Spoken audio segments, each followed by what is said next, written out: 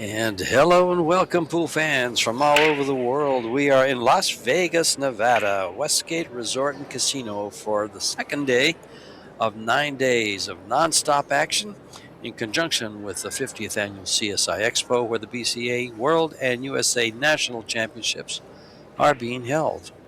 They expect 12,000 amateur players from 50 U.S. states, 2 territories, 20 countries to play on 435 tables. The 7-footers. This is the Las Vegas Women's 10-Ball Open. 64 players, 2/3 of the top 100 ladies in the world for $90,000 prize fund, $27,000 for the champion. It's a double elimination to the final 32. There's no early 10s. Best of 3 sets, races to 4, shootout if tied at 3 in the final set. And we are often running, this is an opening round match between 10-ball, world 10-ball champion Christina TKACH and Harin Lee, as you just saw her sitting on your screen there. Saw her on your screen sitting down. It looks to me like Lee is to break. Harin breaking in this first race to 4. This is George TKACH, and I'm joined by Big Red from Canada, Eric Hordofson. Hi, Eric. Hey, pleasure to be with you guys. Harin Lee, not nearly as known as TKACH, and I've never seen her play a full match. Don't judge her by the first break. I did see her hit a full rack before the match, and I'll tell you, she has a chance in this match. Very smooth stroke, coming in at over a 700 Fargo, right, George? 706. Yeah, so Christina's the favorite, being one of the top 5 women in the world, but Harin is more than capable. Yeah, she was final 16 last year in Las Vegas Open. 20 final 32 in the women's 9-ball world championships. She is 22 years of age from South Korea.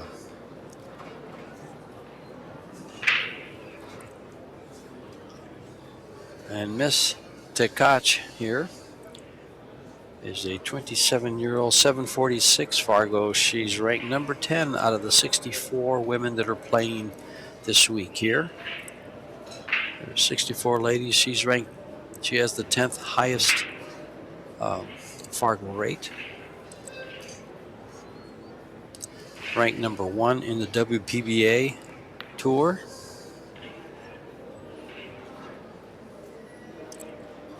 Was ranked number 1 in the world, and then I believe in October they had new, the WPA had new rankings, and I think she fell to 3.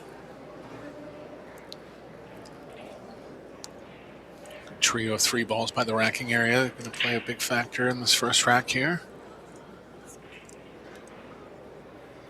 4's in a decent spot to open them up, so an important battle on the 3.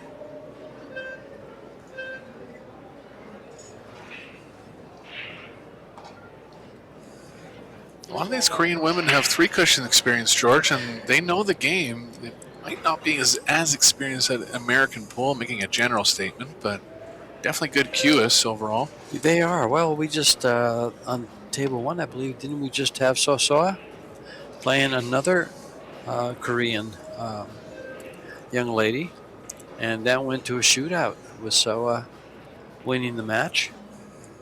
Yeah, and really an unknown Korean. Yes. And she was ahead 3-1 in the 3rd set, so, I mean, really had So on her heels. Played well. One of the things I will say about that match is I watched So on the last rack to get to the hill to force the shootout, and she was careful, confident, and so smooth. Yeah, even under big pressure. Mm-hmm. No one wants Look at this safety. Yeah, safe could be a big part of this rack, too. Christina was your runner-up in the World 9-Ball Championships to Sosoa, and in the World 10-Ball Championships this past year. She was the 2024 World 10-Ball Champion. She will be playing this week Mixed doubles with Dennis Grab from Estonia. Grabe. And the mixed doubles turbo. We're going to watch these players run around with a 20-second shot clock in mixed doubles.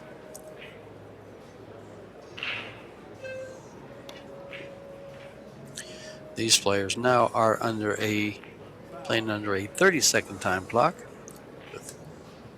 I believe it's 60 seconds after the break. Yes, as we see the clock, you see the time clock down by your scoreboard on the left-hand side. You'll hear beeps when it gets down to 10 seconds. When it gets down to 5, you get a beep every second. Kind of gives you an idea. You better hurry. Yeah. Lost track of the fouls there, actually. I thought she was only on 2, but that was her 3rd foul. So Christina taking the first game with a rare 3 foul. Especially so early in the rack. Well, there's a lot of balls on there to hide behind, and she started out with that real nice marriage to the 4 ball. Left the cue ball right up against it. Made things tough.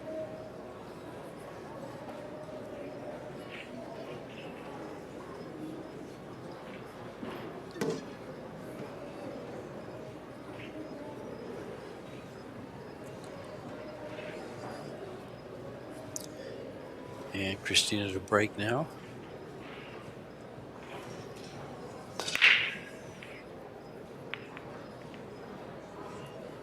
That 10 ball still going to that corner pocket, Eric. Yeah. One of our refs came over after the match, the previous match, and just said the table's not racking great. 10 ball seems to be tracking towards that pocket. Early 10s and 10s on the break don't count as a win. So if it goes in that area, it's not really going to hurt the game too much. But just saying that the table's not racking ideally.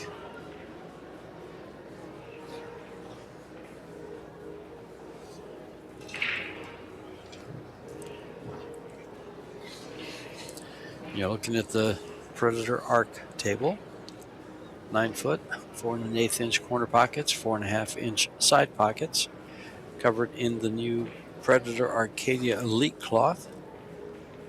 Cloth developed in collaboration with Simonis, as they are a sponsor for the PBS, for the Pro Billiard Series.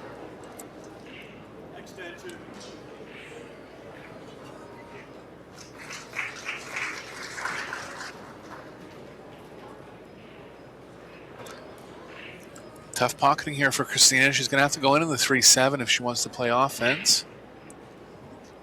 Possible to run the cue ball into the 7 and stick behind the 3. Funny things can happen with the 2 catching the point if she plays that shot.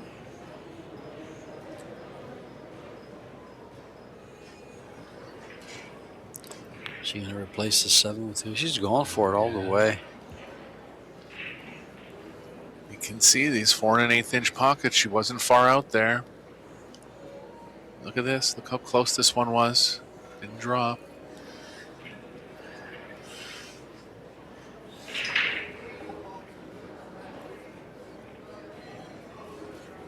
First chance for Lee in open table play.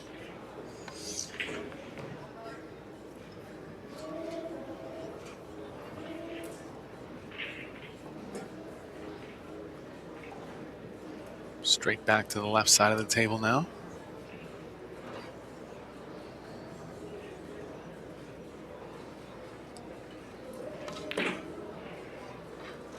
It's that long drawback on the stroke. Yeah, she's smooth. Yeah. Again, I could tell within 5 shots of watching her warm up that she's very capable.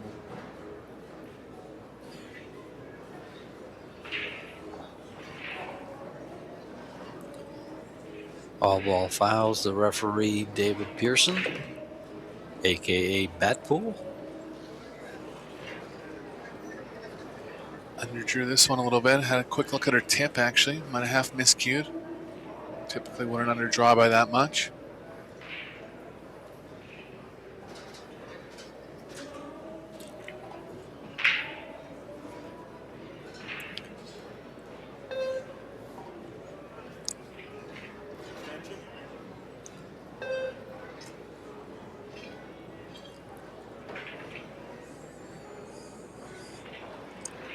Just one rail up here for Lee.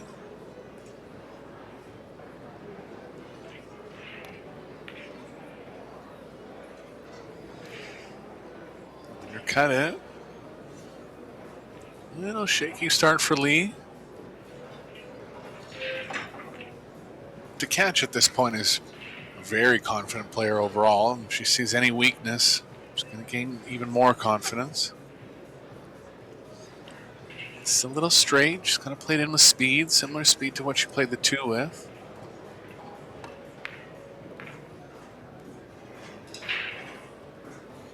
Decided to stay on the short side of it. Smart play, kept the speed down.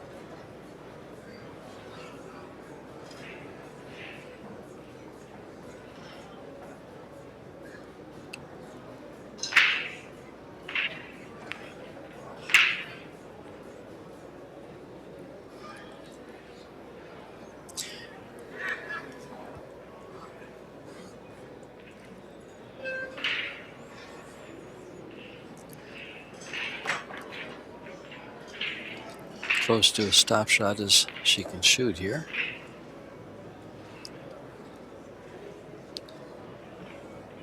She won't bother moving the cue ball too much here, will she, Eric? Yeah, doesn't have to worry about the pocketing on the 10. Nice, just deliver a nice smooth draw stroke and gained what, 3 feet, 4 feet. And game number 2 for Miss TKACH. Starting off the best way a player can. On that first game in the 3-foul win, I overlooked the fact that Miss Lee Darren scratched on the break, which made that 3-foul rather tempting, nice and easy. Yeah, it actually seemed to me like the 3 fouls went quick there, and That's I guess why. it was because of the break. Yeah, exactly. I missed it too. Someone in the chat kind of said something, and I said, "Oh, thanks a lot, guys." Yeah. I see you. And David Pearson, actually, we're going to do something we haven't done. But he wanted to give a big shout out to his lovely wife, Mariah. They're from Amarillo, Texas. And this is a pool family if there ever was one. He's a league operator. His wife works extremely hard as the program coordinator for the Junior Billiard Education Foundation. So involved with juniors, involved with pool, and here he is racking the balls in Las Vegas.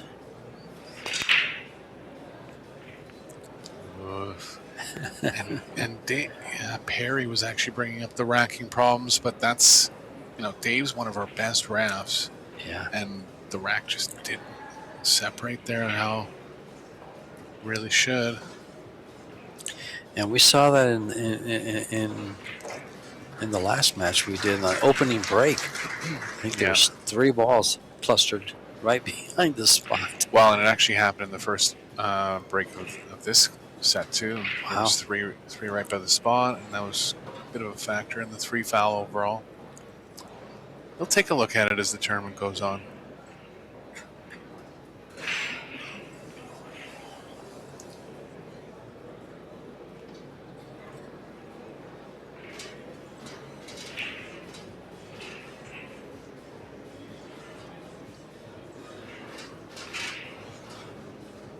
Ball's heavily tied up near the 8.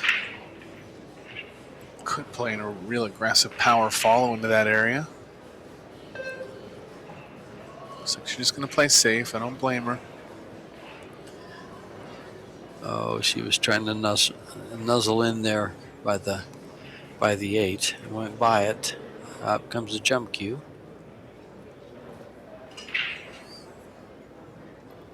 Yeah, confident jump here from Christina. Less landing distance than the distance of the ball she's jumping over. These are never easy.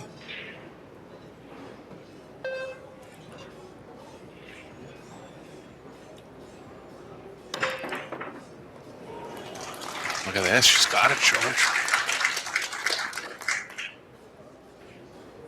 Look at the 3, too. Definitely going to be safe, but be happy to be the first player playing safe in this spot.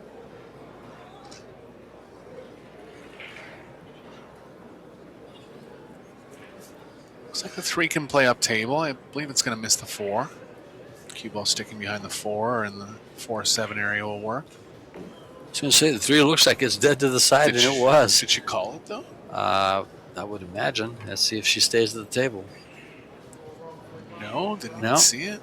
I was looking at that one just before she hit the ball. I'm watching that. I wonder if that ball's dead. Look at it. Guess it wasn't going to go anywhere else. So, a bit of a misplay there from Christina. Just didn't expect it to go, obviously. You just sometimes just overlook. You're just thinking safety. But in 10 ball, keep in mind, folks, if you're playing a shot like that, it doesn't matter if you call it. If you call it, it doesn't hurt you. For sure. And it can just, could have kept her at the table. What did I call that earlier? Jick? Like in the Big Pen, JIC, just in case. Yeah.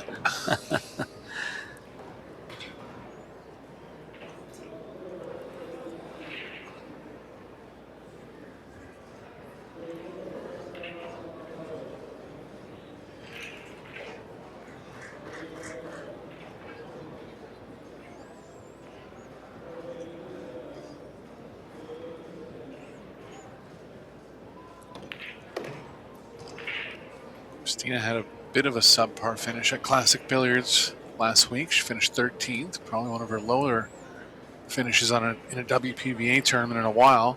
But that was a super strong tournament, George. They all went to that one. Big money added, 17,000 first prize, and they all came over here afterwards. I think I watched just a very little of it. I think it was on at the same time as the Texas Open. And I was watching that quite a bit. Try there from Lee. Knew she had to run into the 8. Just got a little too high on the speed. Too thin to cut at it, I believe. She can lay the 8 near the 10. Oh, boy.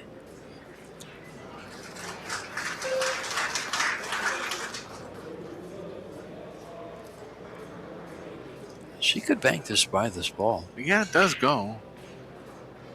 It's a little aggressive. It actually lays pretty nice for it, Eric. But she's cutting it in. She doesn't feel she has to bank the ball. What a slice Good that shot. was. Looked real tough from the overhead there, and it was. Good shot.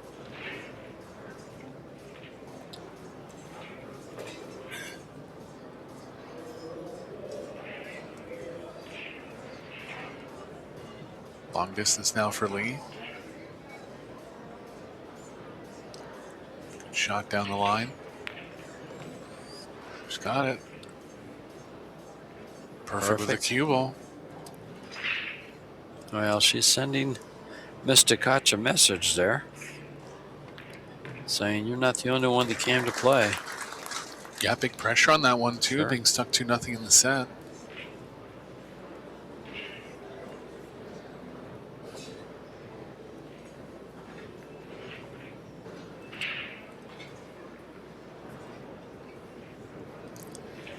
I have a friend that's over in Korea now, and he said the abundance of pool rooms there is just astonishing. I mean, it's the type of country where you could be in a high-rise building and there could be a pool room on the 5th floor and a pool room on the 15th floor.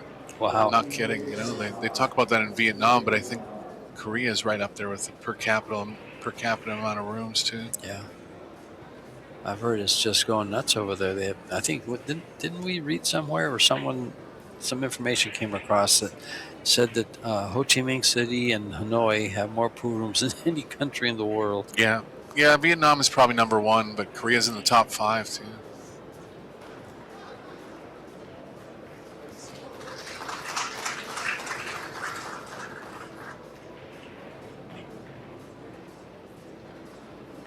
So, and Lee are both sponsored by LGU, some kind of Korean brand. Not a pool brand. Just shows the overall popularity of the game over there.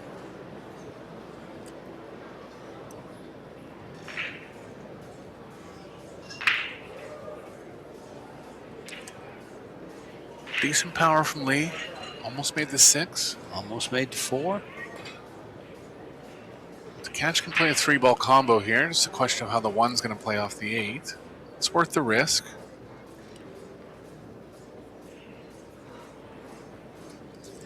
That 2-3 will play big. Oh, he made them both. And the 2-ball goes by the 5. Made the lead ball comboing into 3 balls. You ever seen that? Huh.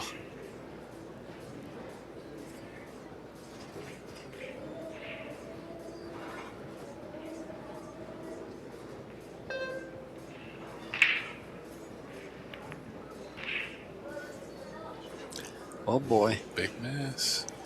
Another cut shot for Arin? Yeah, this one is even thinner than the last, I think. Yeah, this one's further out. I wouldn't put it past her. You have to get a second look.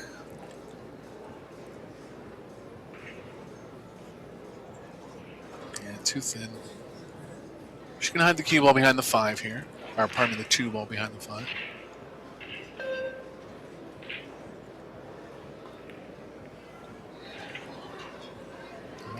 That's gonna give her a little bit of enough of a window to make it. Yeah, rail first will be okay here. Position's going away from the 3 a little bit, but she might be able to hold just to the right of the 5. Just focus on pocketing the 2 here. Yeah, that 5 is very big there at this angle. Good shot. Nice speed. Played it to perfection.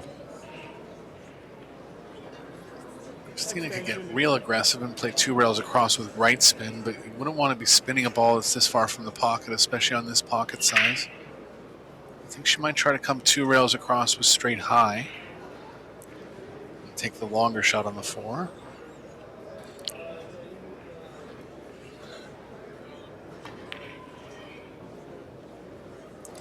She did put a little bit of right into it.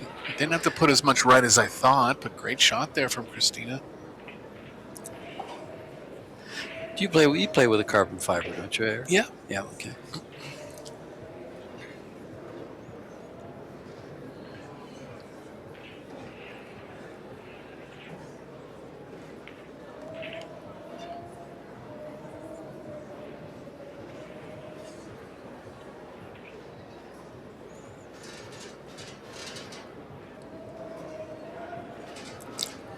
Yeah, Christina and the winner of the previous match you just watched, Sosoa, are going to be having a lot of big matches. They've already had 2 big ones, the World 10-ball and the World 9-ball, 1 year apart.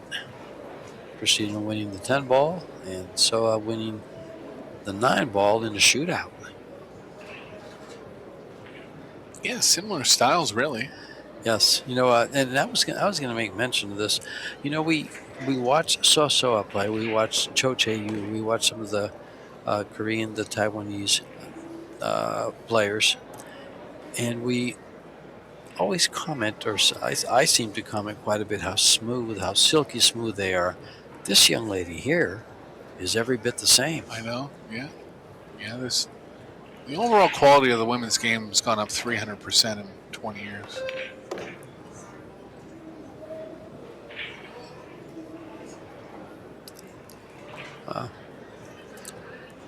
All she has to do is cut this in and run the cue ball just past where she is now. It should be straight in on the 10.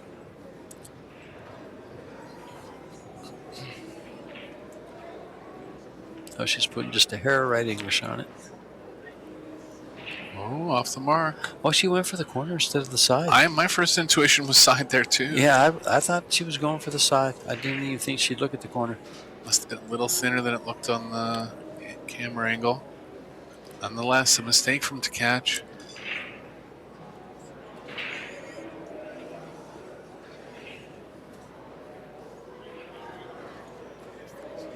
Extension.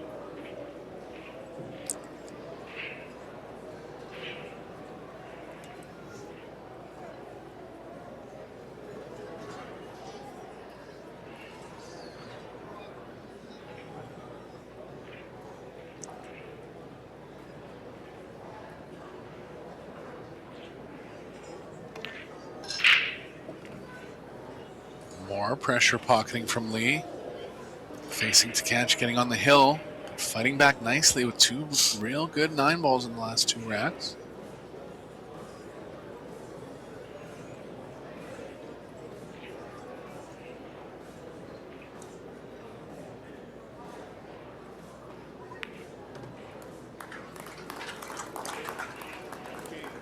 Interesting stuff here, George. It's developing, isn't it? Little by little, and we're tied at 2.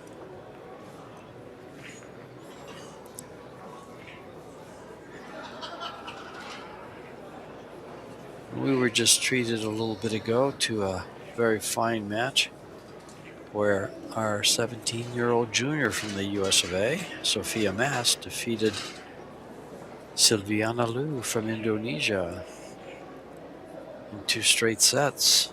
What a big match for her.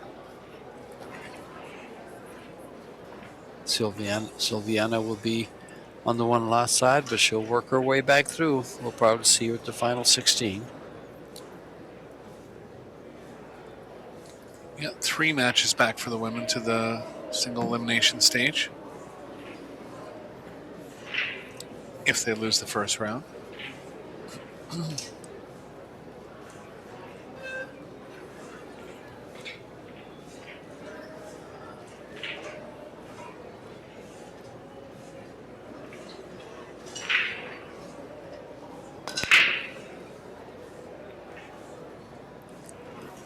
Still not separating ideally, but the 4 railer going in this time. So he had that area of the rack tight.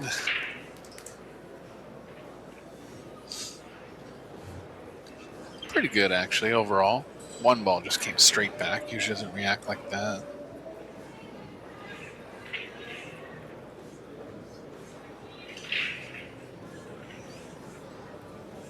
Five's real tight past the 6. She's going to have to deal with the 1 first.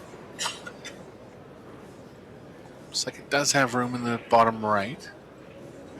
Actually, the bottom left, too.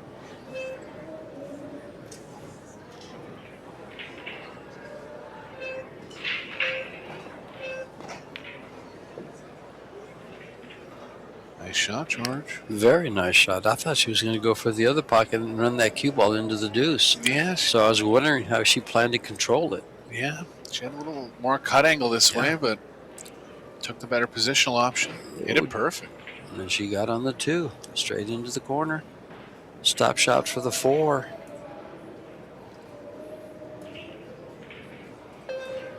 Five's real tight past the 6. We'll see what kind of angle she gets on the 4. That'll tell us if she wants to get on the 5. Looks like she seems okay with playing it past the 6.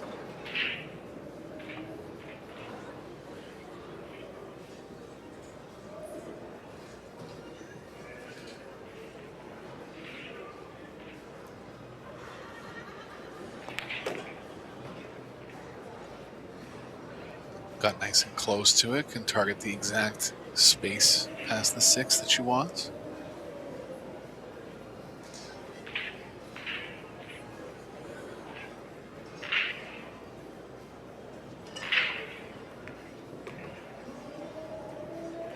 I think you had a list of players that Lee has beat in competition, like top players. Is that right, George?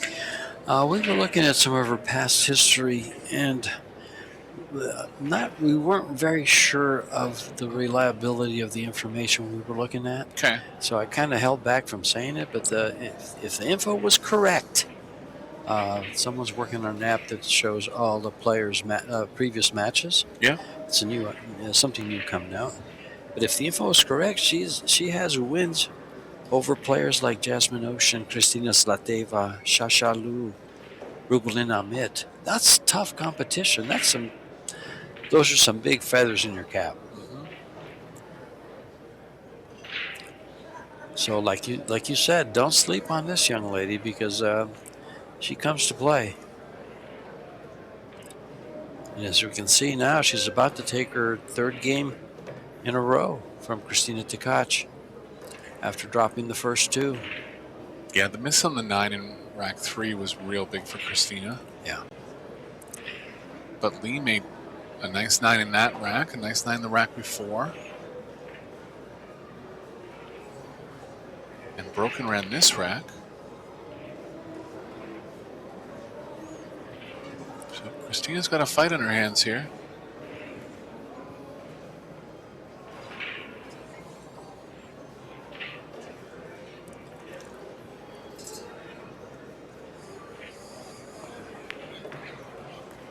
And 3-2.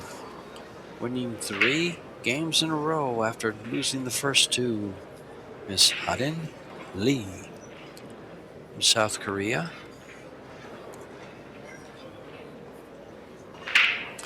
It's funny, here we have 2 matches in a row on table 1, and 3 of the 4 players are from South Korea. Yeah, I have a feeling they're going to start coming over to North America a little more, and I think the game's really growing over there. It's always been strong, but I think it's growing even more, and I think you're going to start seeing not just players from Korea, but strong players. Mm-hmm. I think they have a good high structure of coaching over there. You can tell by all the fundamentals that they come over with, and good respect for the game. So we'll see. But yeah, got a few here this week. Let's take a look at some of the players that we have from South Korea.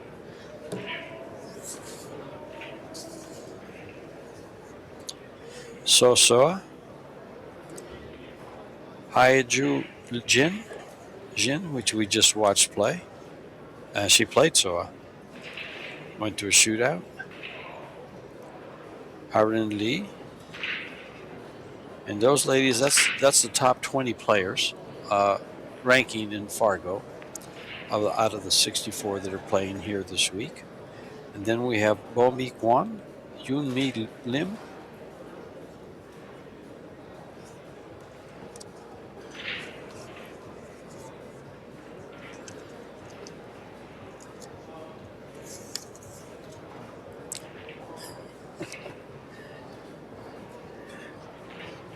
I think I'm going to amuse Eric here. Unfortunately, you guys can't see this, but take a look at the rated Fargo from the very top, 775, Jessica Centeno, to the very bottom, 64, on page number 2.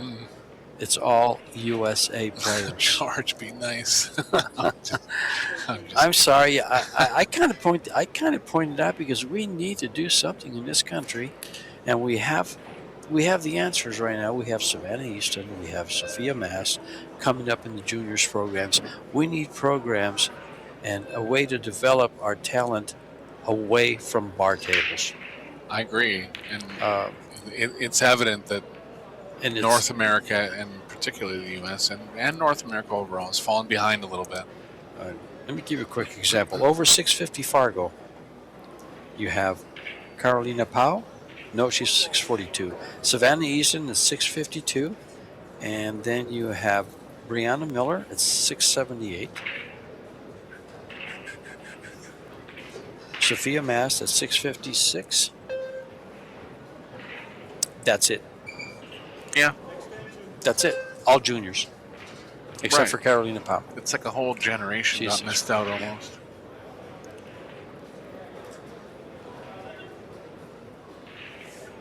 It's just the program they have with all the Euro tours, the coaching, the federations, the fact they can play pool and be under 21.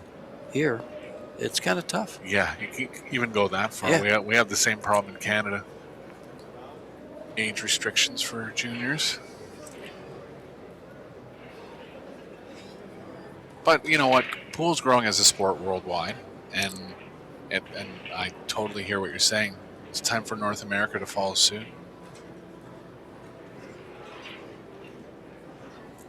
I mean, I worked a small program in Tucson at Tucson, Arizona at Pockets Pool and Pub, and we let the juniors in at 3 o'clock in the afternoon. They came in, I think it was 3 to about 5. They were there, and they got some instruction from a certified BCA instructor. I helped out quite a bit and going over patterns, things of this nature, exhibitions.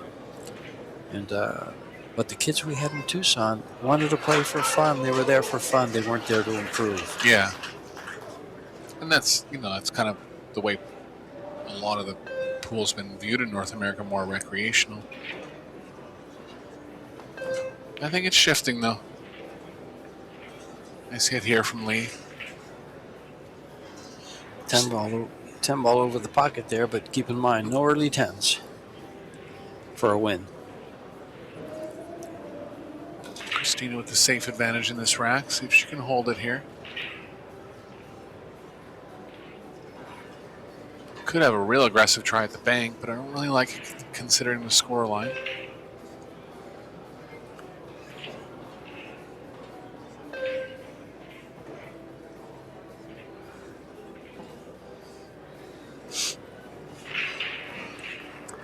That's a vicious safety. Took away the long rail to kick at it, unless she spins it.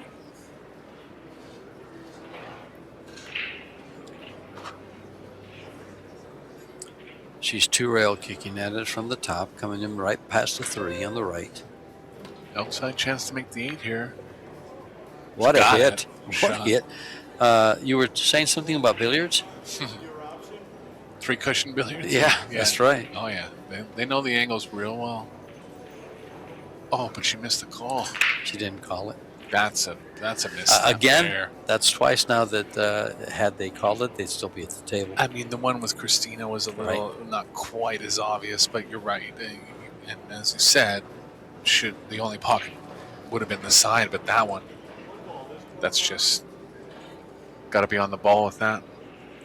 Yeah, folks, if you're out there playing 10 ball and you have a shot, if the ball is looking towards a pocket within a foot, call it. It doesn't hurt you. Try to find a way to play two-way shots so that if the ball misses, of course, it stays out of the way and you have position on the next ball. All you can do is win. Yep. Free roll. Mm-hmm.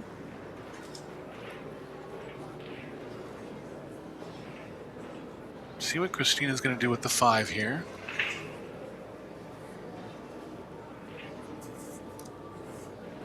She gets angle on the 3 near the 6 and kind of catches the top side of the 9. That'll play the cue ball towards the 4. Pretty small angle she needs on the 3, though.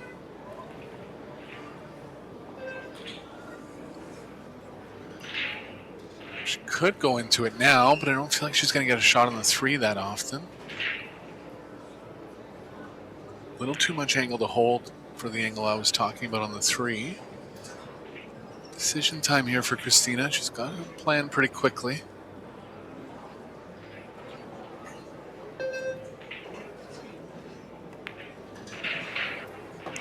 Decided to go aggressive and try to go into it. Oh, she has opened it maybe just enough, George. It's real tight there. You know, speaking of juniors, here's a young lady at the table. It was one of the most successful juniors, right behind Jasmine Ocean in the Euro Tours, the Euro events, and the pool championships. Shot there from Christina, finally opening it up. Yeah, and if you look at the percentage of world-class players that started after, say, age 16, for sure, age 20, it's very low. It's just kind of a game that is built in you innately from a young age. I'm not saying you can't be a very accomplished player, but it would be rare to start kind of later than 20 and become a real successful player. And here's another 2-rail kick with position available if she calls it. Going, ooh. Yeah, she went a little long on that one. Yeah, Christina did well to get in this spot in this rack. In spite of her opponent being on the hill. We've had a good battle here.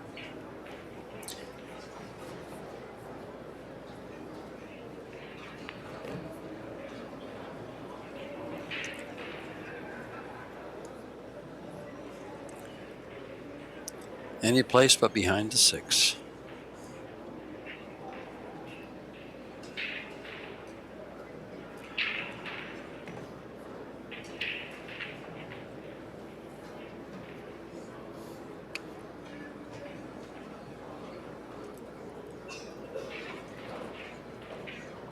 Don't mind 2 rails forward here. Really preference, a lot of plays available. You wouldn't just take the real soft roll and get just above the pocket so you can play the 6 ball? Nothing wrong with Nope, it. she's coming back this way. This could get her in trouble, though. It looks like she's okay.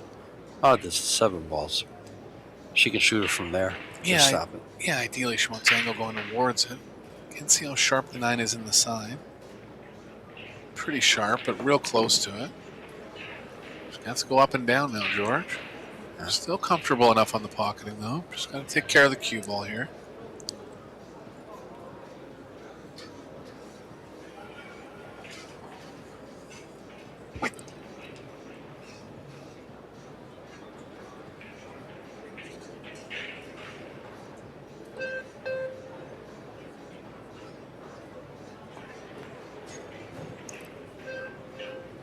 I had a feeling she might play over for the corner. This was a good shot. Didn't have to stun the cue ball. Put some nice running spin. And a helping spin for the 7 there.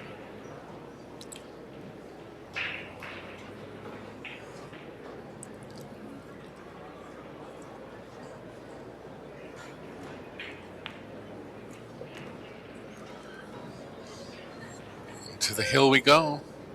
Seen a lot of competitive first round matches, George. Especially in the women's. I feel like it's going to be tight going throughout. Christina worked hard for that rack. I think the best shot there and the key shot there was when she moved the 5 ball up with the cue ball and played that safety. She could have pocketed the 3. Absolutely. But she just passed it by, took the safety, leaving the 3 ball close to the 4, and just took control. Smart shot. Tied at 3. Take a look at the overall performance there. You can see that Christina leads there. Break success, leads there.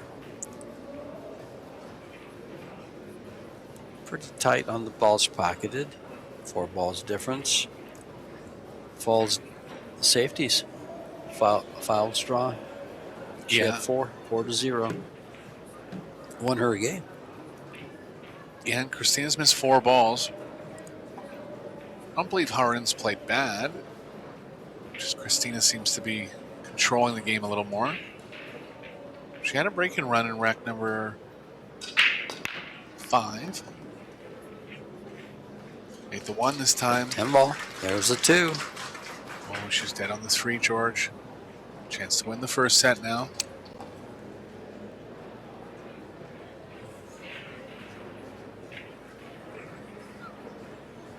Did she have a break and run in the first two? She didn't, did she? Harin's had one, but Christina hasn't.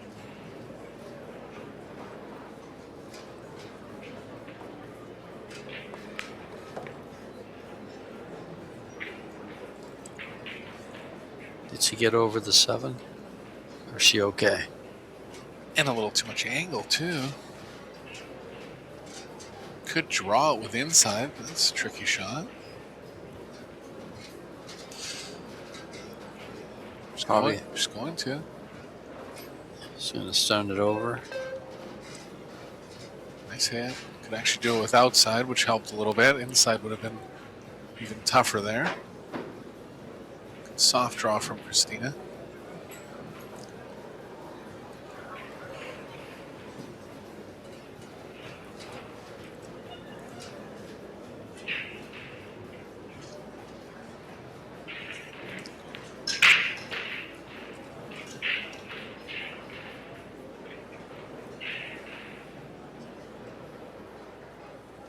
Looks like the cue ball is kind of drawing into the 9. Going forward, it's kind of going into the 10. Might be slightly straighter than it appears. If she is straight, she'll be okay. Yeah, straight enough.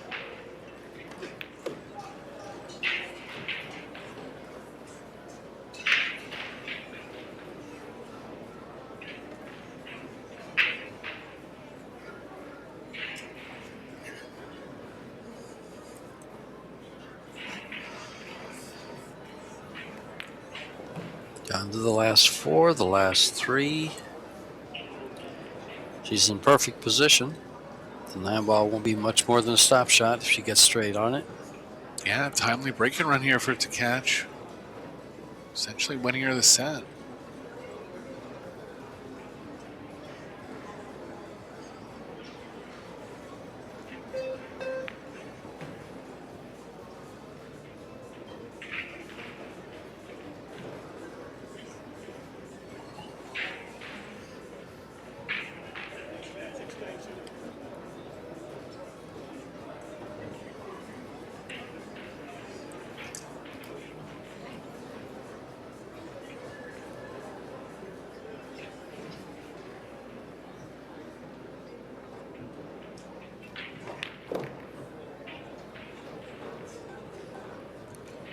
Good rack, George. Never really in trouble.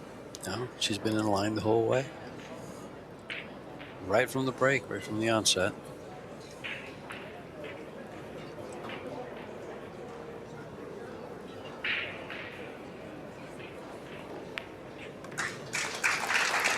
And there it is. Break and run for the set.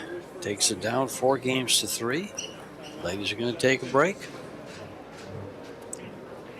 And I'll read off our sponsors, and we'll come right back when the players get back.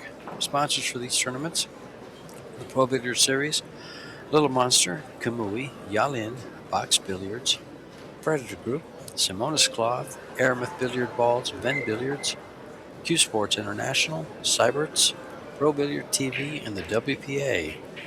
We'll be right back when the players come back.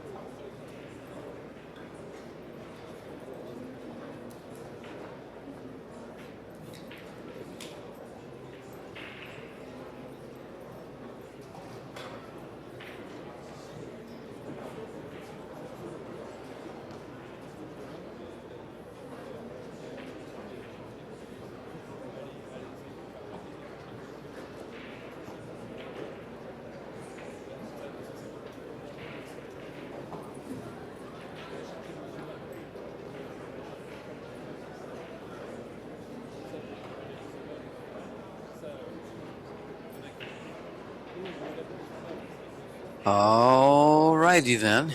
We are back in action. Players here.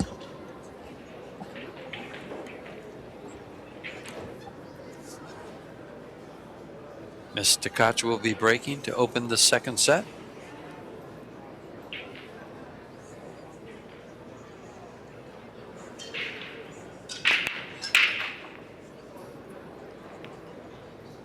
Looks like she's at a little lift at the end of her backstroke when she's breaking. I don't ever remember her doing that. I might be just misremembering that, but I think it's maybe trying to get more power. sure, yeah.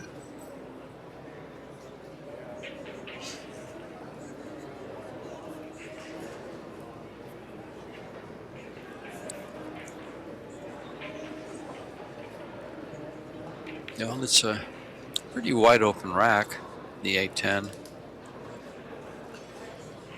Won't present much of a problem.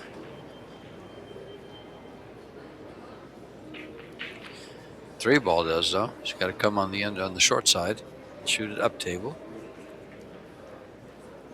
The long rail.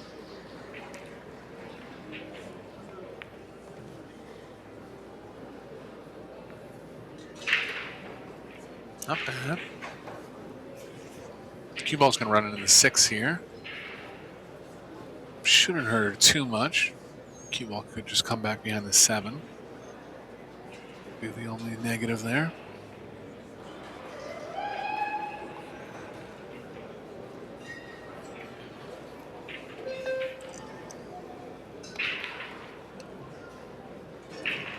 Oh, left that out a little bit too far.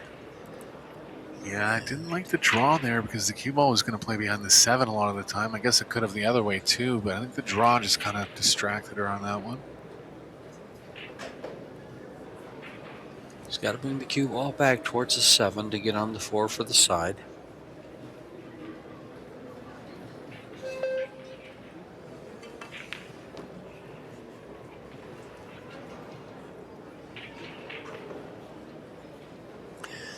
Let's see if she'll utilize that little window between the 6-9. I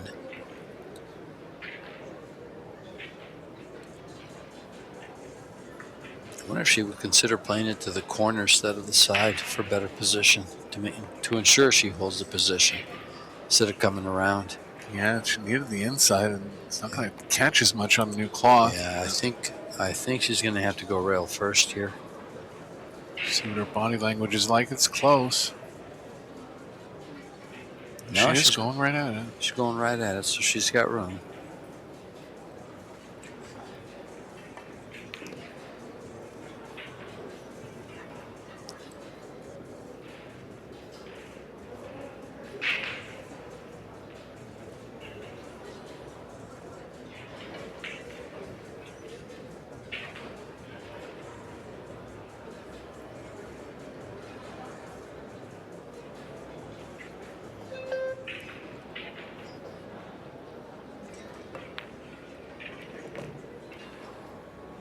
Trying to draw that back to get position on the 7, but not get behind the 9. Yeah, she actually has an angle now to open it up, and I don't mind that play. I don't believe she can scratch from there, so the 8 ball's in the way.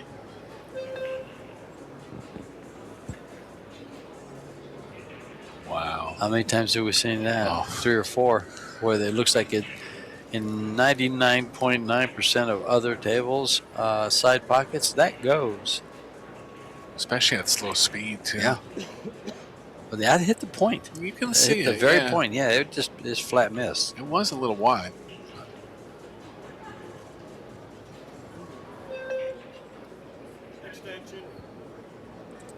A big break for Miss Lee.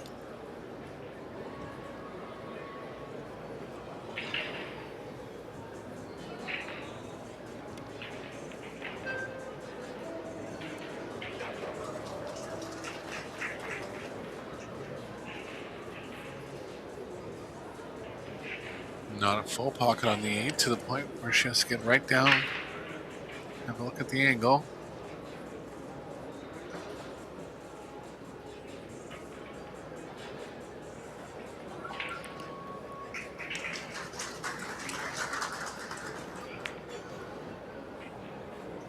Shot favoring the outside of the pocket.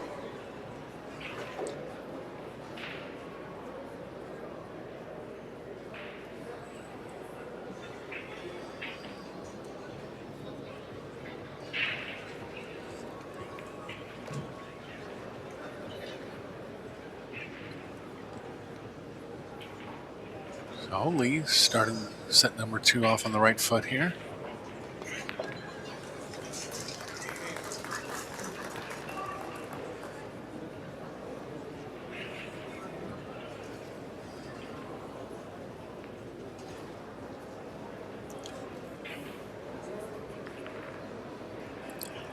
An early lead, the opening game for Arin Lee.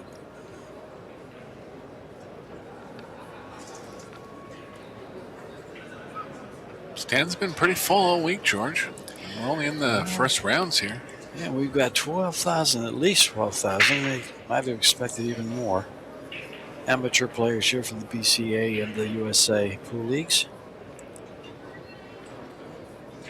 If it's something related, pool related, you can find it right here at the Westgate Resort and Casino in Las Vegas.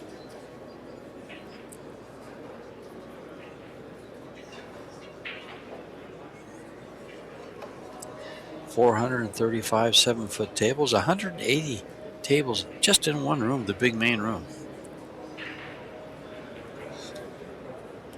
Pool player's dream. 20 of the Predator Arc tables for the pros to play on. 23 in the entire building. There's 2 in the players' practice room. And there's 1 in the Predator booth covered in pink cloth. Oh, wow. Let's take a look at that.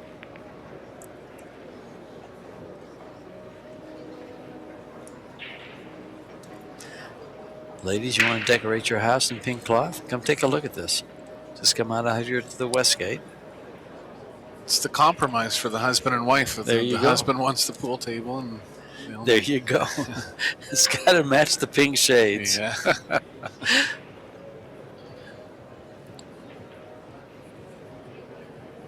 Could take a real aggressive 1-7-10 here.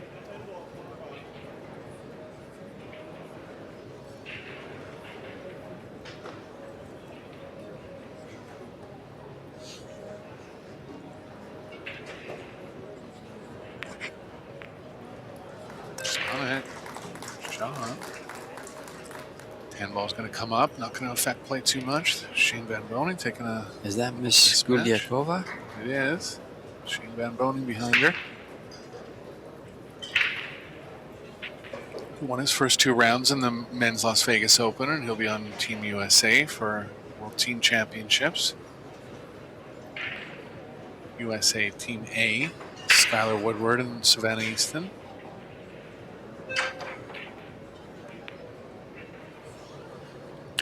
That's in. What a good shot that was.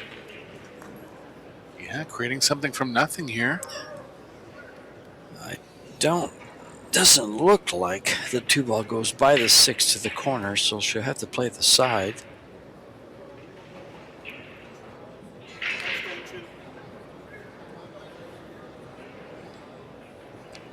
And actually, it plays nice to the side. The cue ball goes to the long rail, the short rail, and back towards the 3 ball. Yeah. In perfect line. Yeah, there's a path there. Oh, it did pass the corner. Never mind. It goes, yeah. Okay. Yeah, it went to the corner.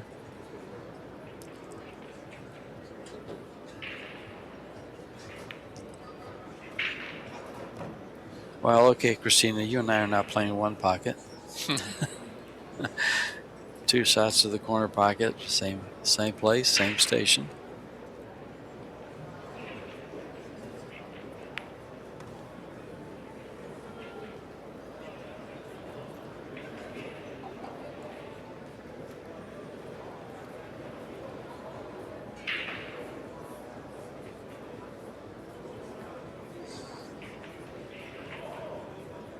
Just keeping it simple here. Looks like she is going to draw back 2 rails and guarantee the pocketing on the 5. Decent cue ball control if the speed's okay. Not too much angle. Cue ball's playing to the right of the 9. Come up 1 rail.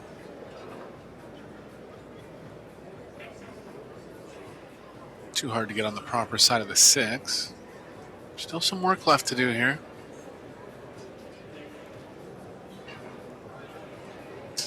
Maybe 6 in the top right again.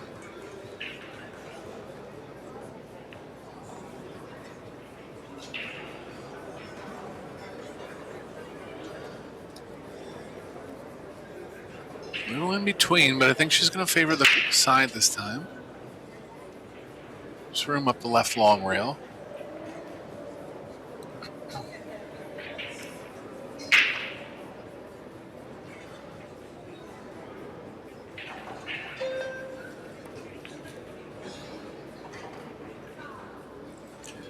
Well, Christina's been under some pressure in this match, and she's answered the call. Got unlucky here about landing straight. Oh, she's dead straight, isn't she? Just a quarter inch off the rail. The 7 ball looks like it's on the rail. Just have to go forward just a hair to ensure she's not hooked behind the. There you go. The 10. Now it's just a matter of pocketing the ball. In a natural position. Slightly less speed than comfortable, but enough that she's not really pocket weighting it.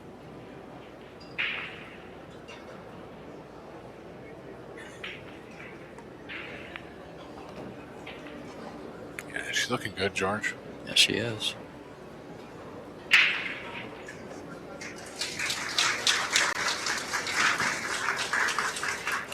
Kelly Fisher just winning over on table number 2 after losing the first set to Emily Duddy.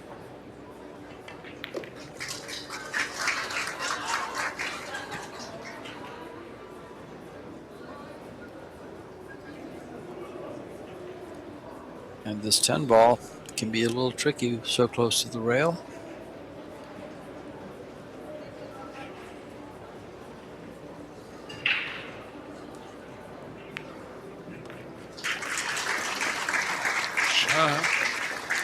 Not tricky enough. Christina drains it.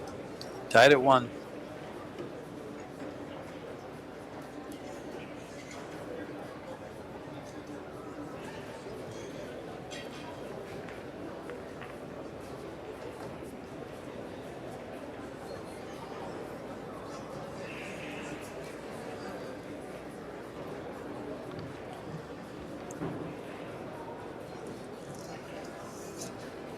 Well, on February 22nd, we will have a one-day tournament. It's an 8 p.m. final.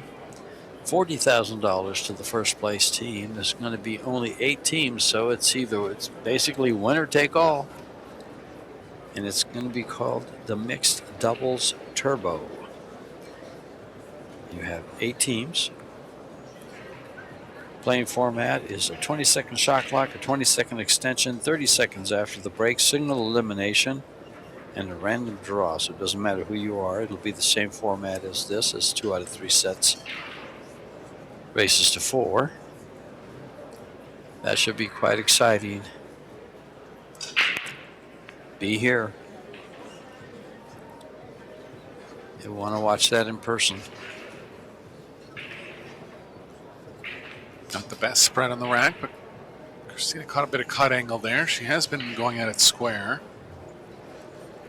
Cutting the rack like that's typically not going to create as much separation.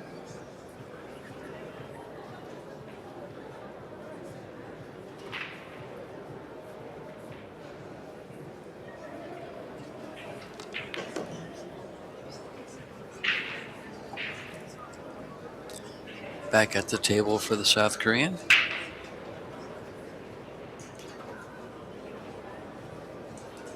One rail up will be okay here. She doesn't have an option to draw outside the 5 if she wants, and looks like she's going to take it. That shot's a little more into the angle. I like it.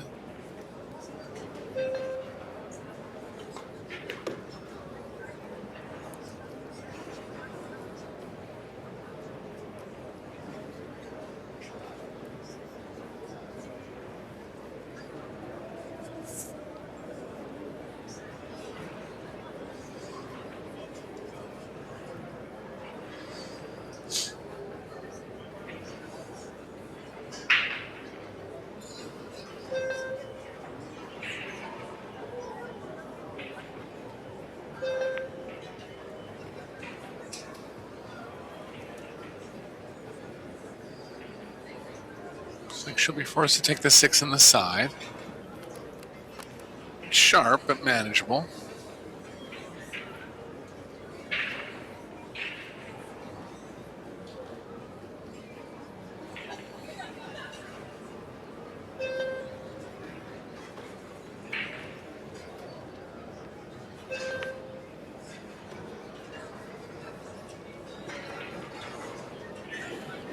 Get straight here. Has the slightest angle going to the right.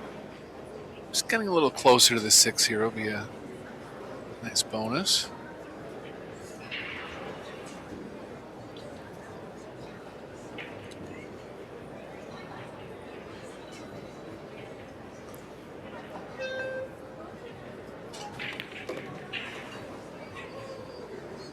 Got nice and close to it, drawing out of the angle, and she's looking good now.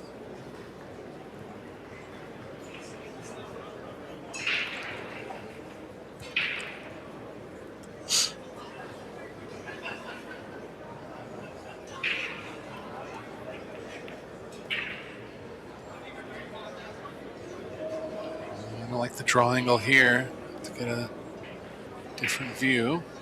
I believe it's kind of drawing back into the 9. Down quickly though, so it might be a little straighter. Look how vertical her arm is. It's perfect right in the center.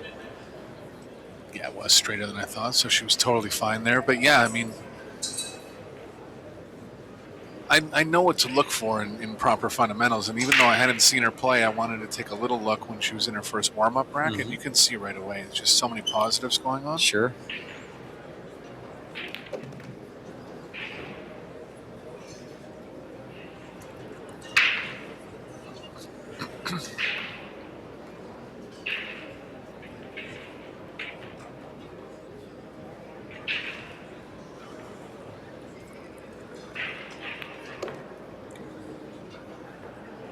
Trading blows here, George. Yes, they are. Harin breaks dry. Christina runs out. Christina breaks dry. Harin runs out. Both getting their 10-ball run for the set.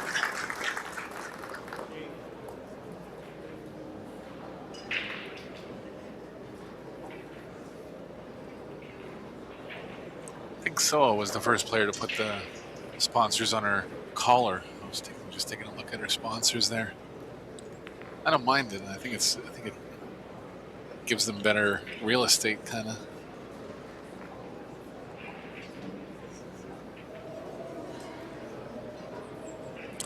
There's Sofia Mast and Anna Guliakova.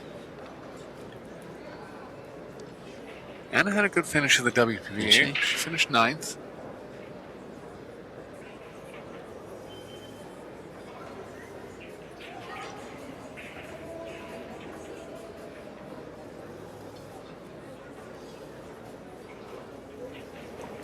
And right behind them, just right behind Anna, is Shane Van Boning. What other players can we find up there? Who's who pool? Let's go, guys. I see some players from Tucson, Arizona, off to the right there.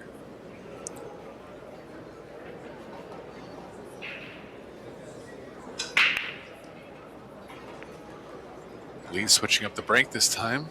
Like she made the very corner ball directly in the corner, which is rare. Might have been something off the 3rd row. Don't usually see a ball kind of go directly in that pocket, but that'll do for this rack. Yeah, it was off the 3rd row. 2-ball, 3-ball. Does the 3-ball go by the 10? Might slide in. I think it does, but you'd want to be close to it, and you want to be able to hit it with pretty low speed. Problem is, the 4 doesn't pass the 8 in the left middle, so she's going to have to play some kind of draw or some kind of speed-involved shot to get good on the 4. She'll want to get real close to the 3 here. This could be it.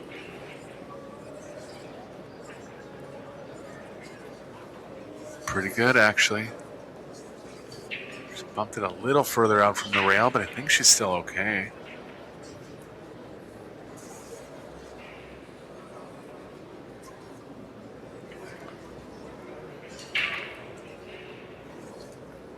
too much cut angle, not quite as much pocket. Just trying to hide here.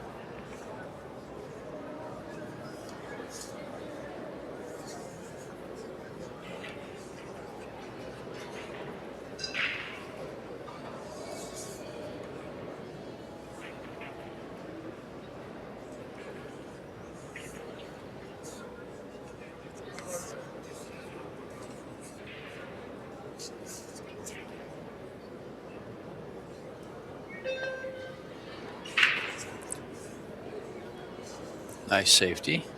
3 balls to get behind. Used them all.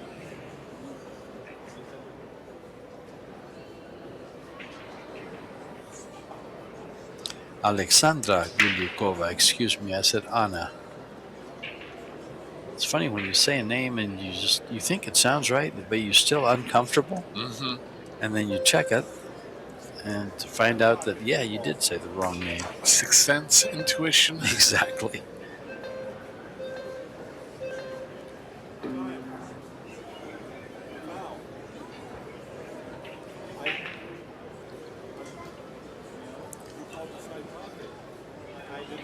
Not sure what the discrepancy is here. Time foul?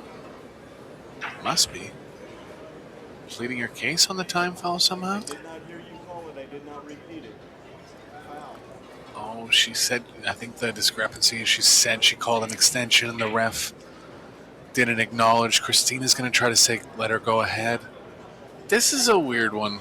I mean, I think there's something in the EPBF rulebook where a player like Christina can't just pass it back. It's something. Yeah, that is the they protocol. have to accept it, exactly. Yeah. But. That's great sportsmanship on her part. Yeah. She feels guilty about it. But you can't just give her ball in hand back. And if, in fact, she'd get penalized if she does something like that, Absolutely. like fouls again, just to get it back to her. Absolutely. It's considered unsportsmanlike. I remember seeing that someplace. It's a tough one for Lee. I'd have to see the whole replay of what the interaction was between the. Oh God, Christina's trying to do it. This could be. Oh boy.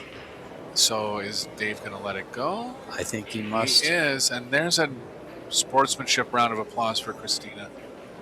Wow. So the difference here of how it actually ended up, George, is that Harin now has ball in hand when she was in a jumping position. So not only is she being sportsmanlike, she's actually giving up an edge in not only the game, the set. Yep. That was. Yeah, she's down 2-1. Yeah, she's down 2-1. I've never seen a player be that generous. Well, that's why I said if she gives it back, she's going to give up ball in hand, where she was going to be jumping instead. Her safety went haywire. Yeah. It was useless. What a display of sportsmanship there from Christina.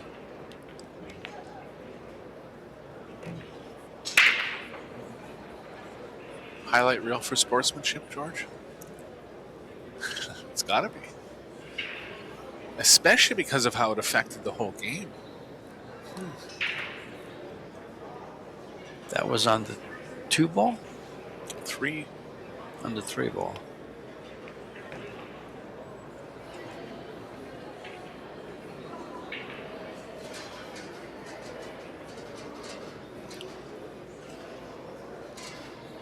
Look at this.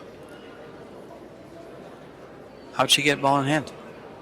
I was writing something else. Oh, he's not going to call a foul because she touched it with her. Okay, so we miscalled that. We'll explain what happened here. And go ahead, George. You know what happened.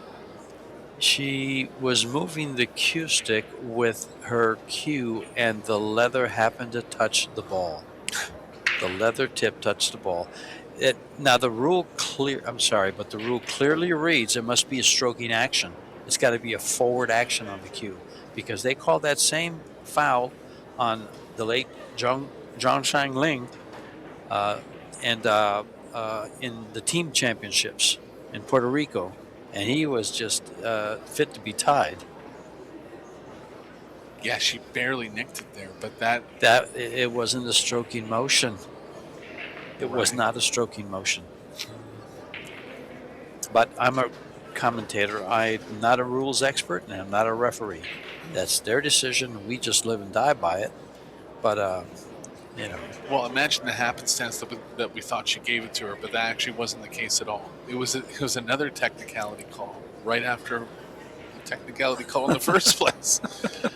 Okay, we're all sorted now. okay. And Now, how much does this throw the players off in their mind? yeah, good call. How does it? Let's see who handles it the best mentally.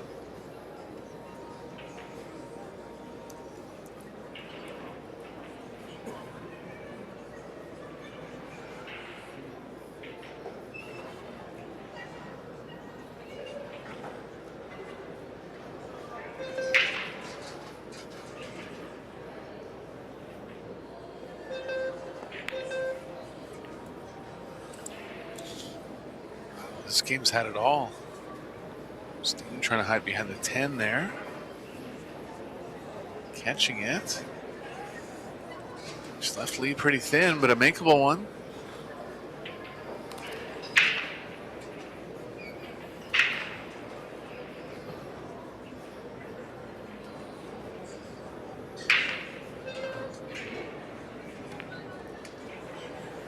Left it out. Left it out.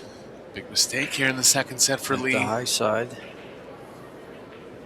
And as you were saying, I mean, you know, professionals know how to let things go, but so many things have happened in this rack. It's just kind of off kilter for both here. Two big ones back to back. Yeah.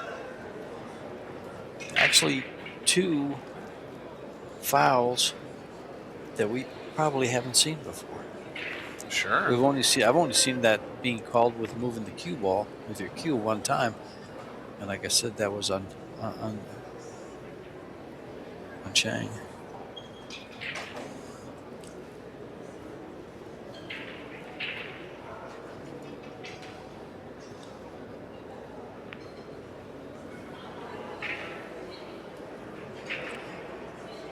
Well, instead of 3-1, where she had an opportunity to get to because of Christina's sportsmanship, it now should be, might be, will be 2-2.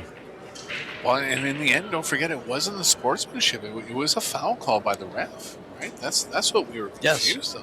Yeah. And Christina thought it was unfair, so Yeah. It's not like she did it. She did it by accident. Put it down. It's not like she just gave up ball in hand there. That's what it appeared at first, but not what actually happened. Odd one.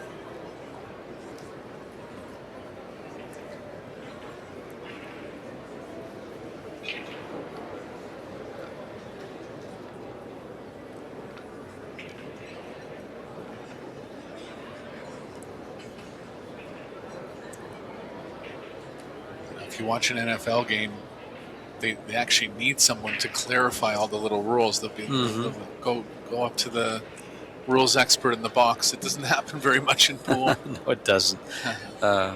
Well, you know, when they do that, though, they put the camera on them, and they never put the camera on us. Right. Folks, they figured we have a face for radio, so you don't get to see us.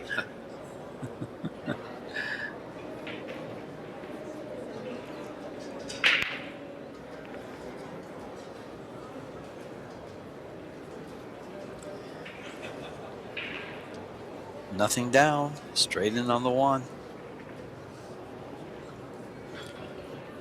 Tied at 2.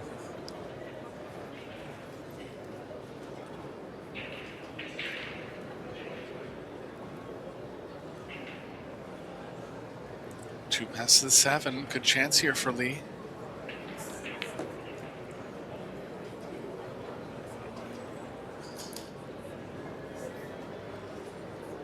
Middle of the table's going to be wide open once the 3's down. Lots of room to maneuver the cue ball.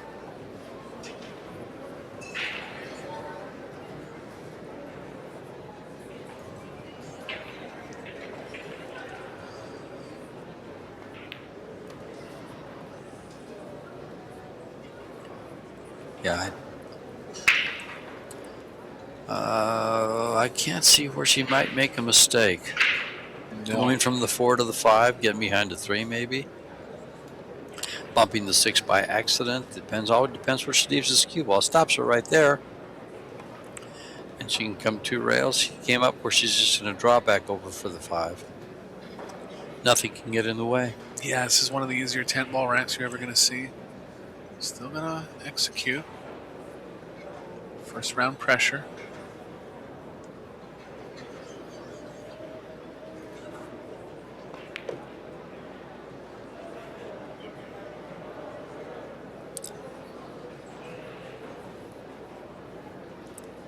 Center of the table. Bert Kenister would say, center of the table. You can make 70% of the shots from right there. Yeah, got the vantage point to all pockets.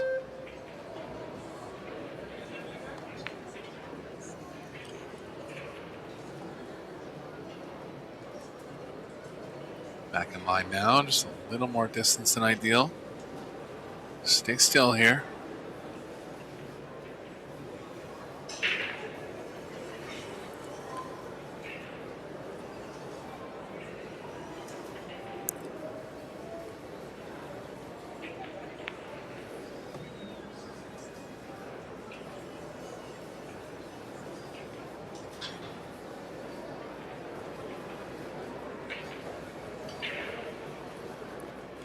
There's Shane right behind Alexandra.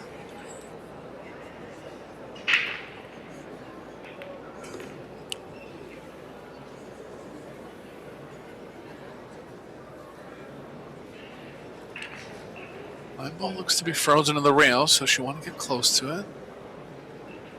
Need some left spin to hold up the left side.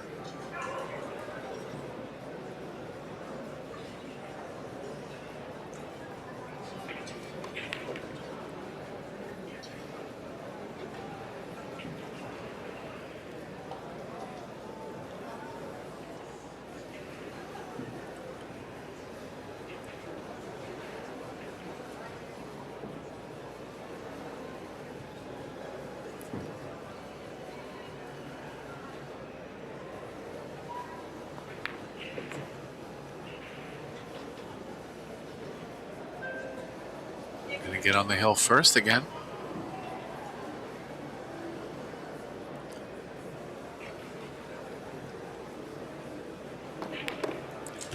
Look at her chin on the cue.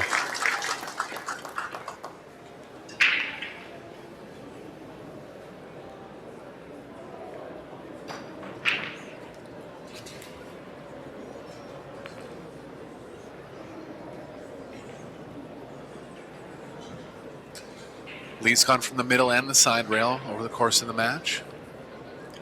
Well, both players with a break and run so far. The break and runs were in the first set. They've had 3 runouts, 2 for Lee and 1 for TKACH. In this set, they have traded racks, neither player winning 2 games in a row.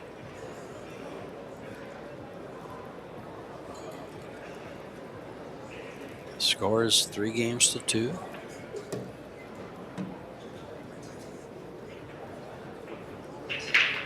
Needs to win this rack to force a third and deciding set.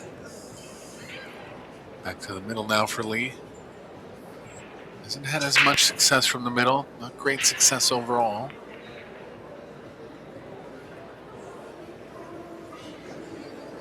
Nothing down again. Cue ball's moving away from the 2.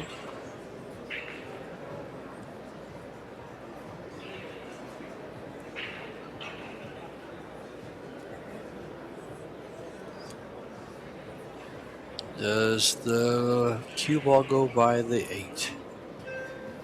Yeah, I think she has to look at the 1. Just biggest worry is how the cue ball's playing down towards this 3-9. She's up against the rail, so that takes the draw out of play. Drawn to the short rail and coming around 2 rails for the deuce.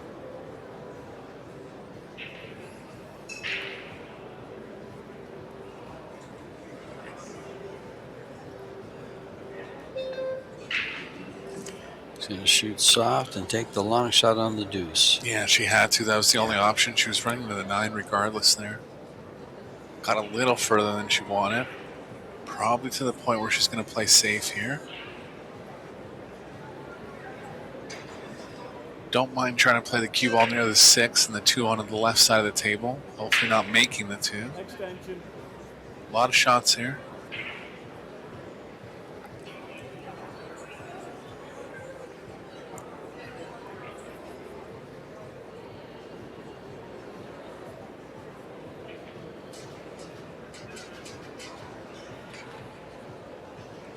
I think what she's a little bit worried about with my shot is the cue ball could be leading into the top right. Can cut it in different ways, though, to kind of manipulate that angle. She might play safe here. Yeah, she's going safe for sure, I think. There's no real reason to pocket the ball. She has pocketed it. I think she's got position. She can see the 3 ball. That's a good shot. I missed that one. That's the proper shot for sure. I wasn't sure she could get to a location where you could see the 3. Yeah, that's what I missed too. But she did it very well and didn't have to hit that at high speed. Good shot.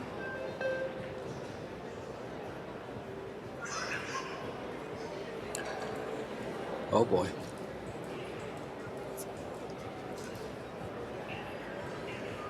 Chance for Lee to win the second set now.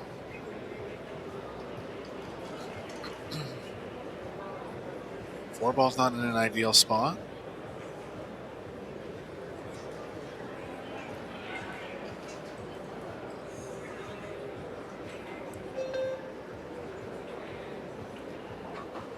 Extension.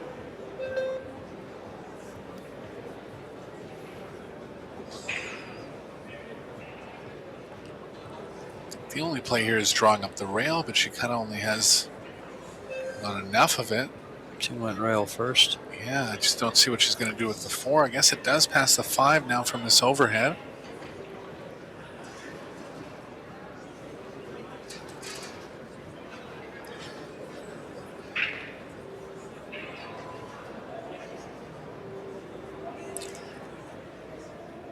Let's take a look at that side pocket from this angle, folks.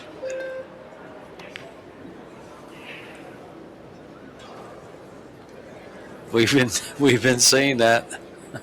I thought that was a missable shot most of the time on most tables.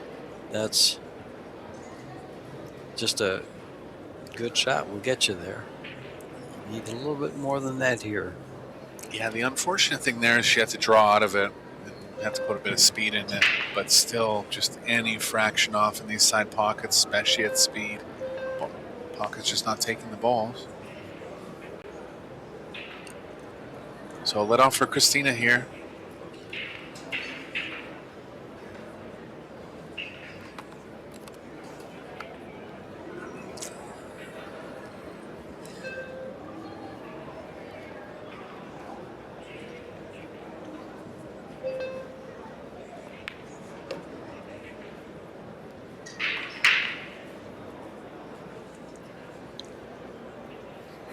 It's a bit of speed to come back across the table enough to get past the 8-9.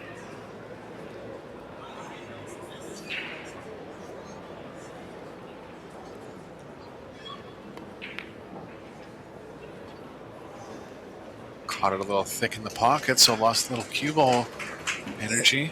It may not go by the 9 ball. That looks pretty. Oh, That's tight, but I That's think real she tap does back. have it. I think she does too. Doesn't have it comfortably though. It's still uncomfortable to shoot this shot.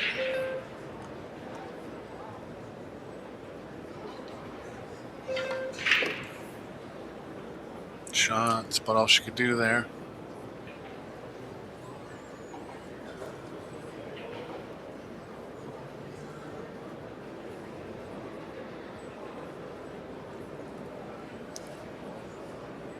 Christina is a Predator-sponsored player and plays. Let's see if PredatorCues.com will tell me She's on the Predator Pro team. So I'll go to predatorcues.com, click on Pro Team, and scroll down and find Miss TKACH.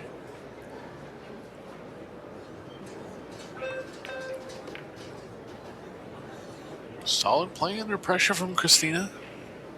Here she is.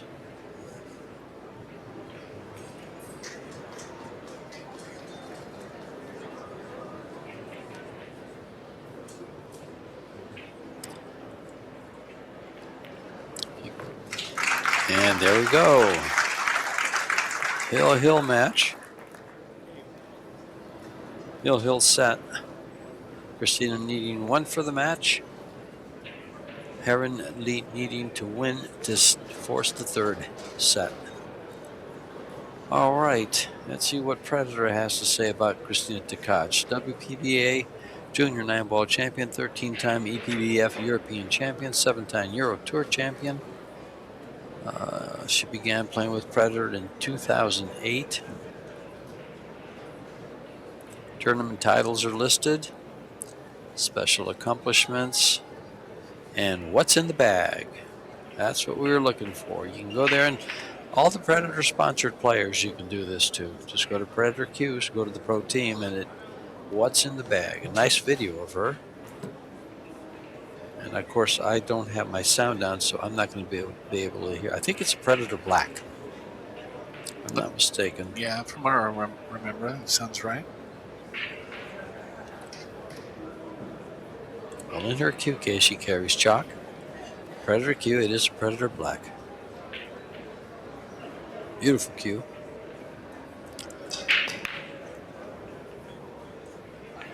Cut break again from Christina. Bunch of balls jammed up in the racking area. And they have a nice close-up of it. So, I don't know who she plays with. PredatorQs.com.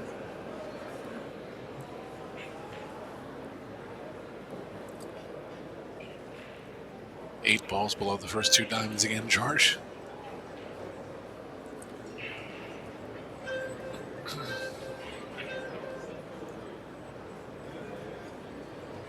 Wow, what a mess. That's 7-10-5.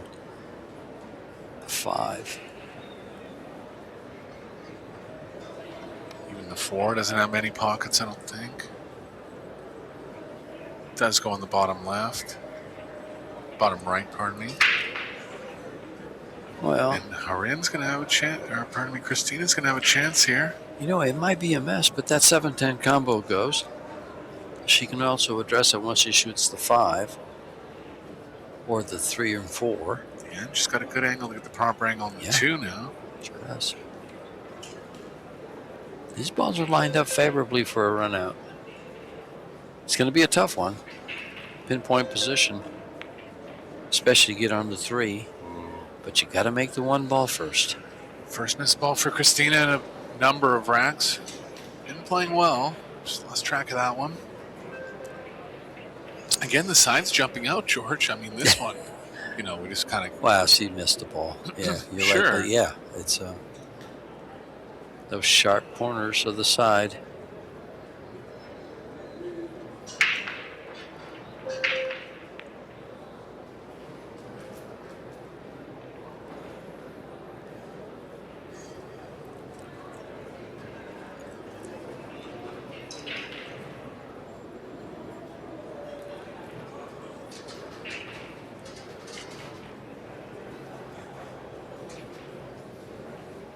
Don't mind trying to play the cue ball back behind the 4-9 here.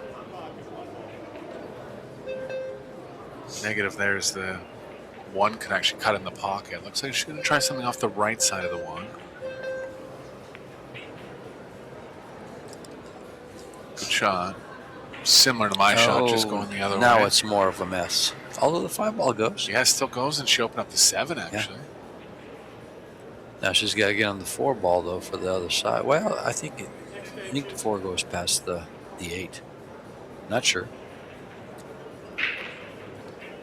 Gonna have to really power out of this. Targeting's got to be perfect here.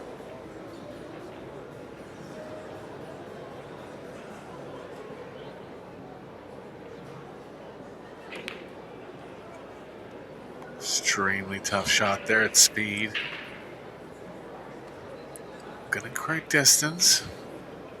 Similar shot for her in now that Christina had on the one ball. Not sure if she has enough on the left side of it to cut it in. Christina went off the right side. Looks like that can work again.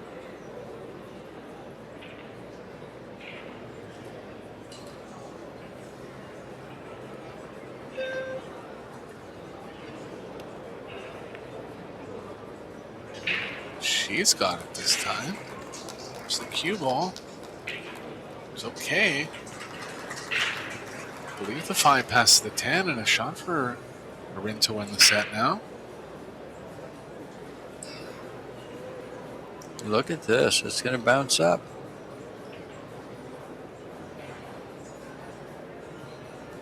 It's there, George. Going to take a bit of precise cue ball movement from the 6 to the 7.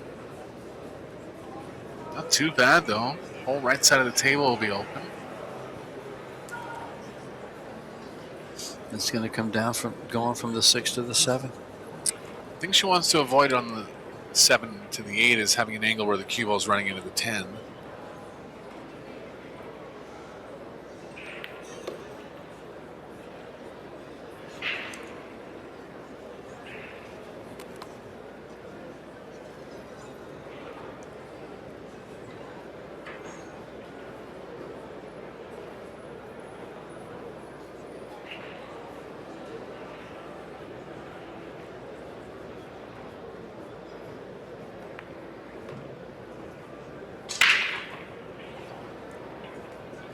Good angle here. The way the angle that she needs to draw the cue ball at, though, the side's kind of in the way to get that angle where she doesn't have to run into the 10. If she has to run into the 10, good things can still happen. She can come down by her elbow and play the 7 right past the 8. Yeah, but just saying how the cue ball is going to play off here could be trouble. She could have come down just a little lower. This is going to be tough now because it is going to catch a piece of the 10 and it's going to send the cue ball right at the 8. Yeah. I think she's going to have to try to draw off of it.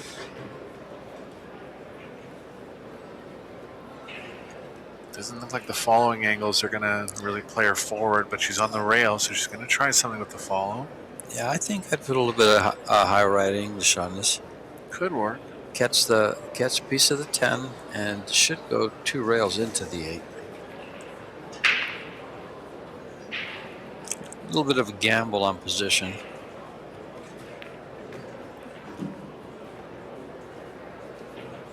Didn't work out. She's still going to be the first one in playing safe here. And it's a pretty high percentage one.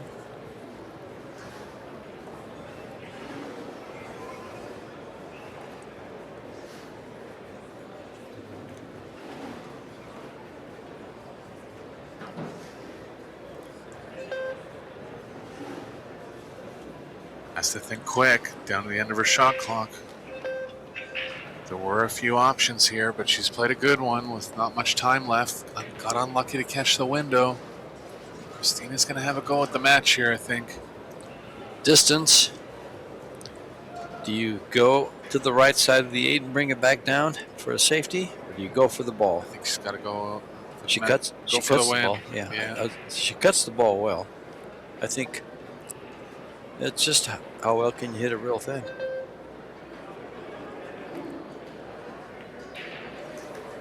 It's there. The cue ball looks okay too, as long as it's got enough speed. It's in between. Oh boy. On the rail as well. And the cue ball looks like the tangent line goes right to the side pocket. I think so. I have to. Right to the corner, excuse me. It's corner if she goes in the side, and side if she goes in the corner. Yeah, it looks like he just goes right in. She is calling the side here, so she elevated to the side. It's too much. Here it is for the match. Missed it. No good.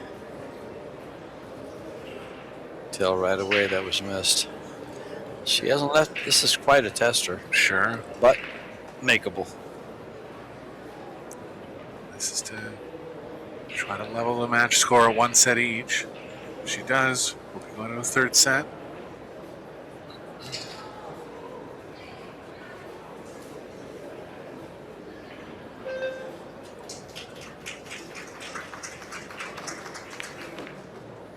She's got it. Pure. Very nice shot. I'm sorry, but that is a...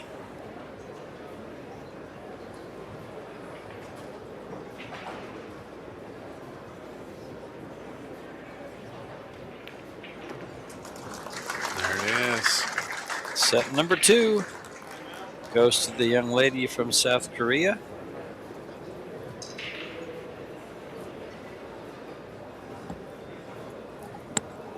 And forces a third and deciding set.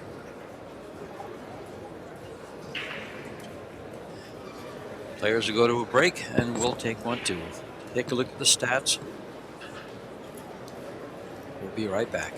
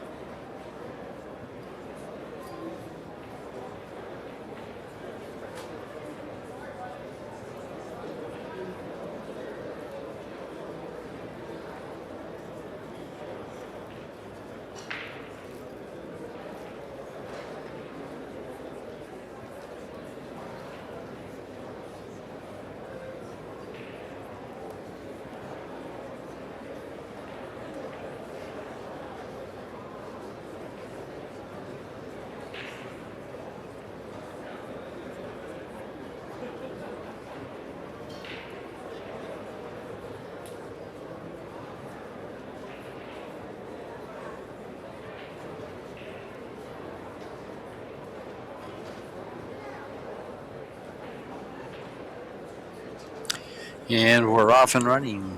The third and deciding set. The player that won the lag breaks on the third and deciding, and that's Miss Harin Lee. Ball on the break, the 7. Will it slide? Yes, it will. Cue ball's behind the 4. Well, no, it's not behind the 4. It's behind the 6-3, right next to the 4. Yeah, one thing about breaking from dead center like that, the 1 doesn't really track right towards a pocket. If you break a little bit, say to the right side of the table, the 1 will track more to the left. Okay. I'm taking breaking lessons.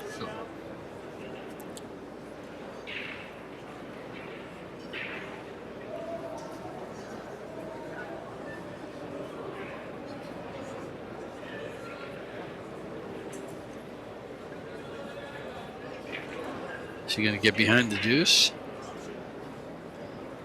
Looks like she may have.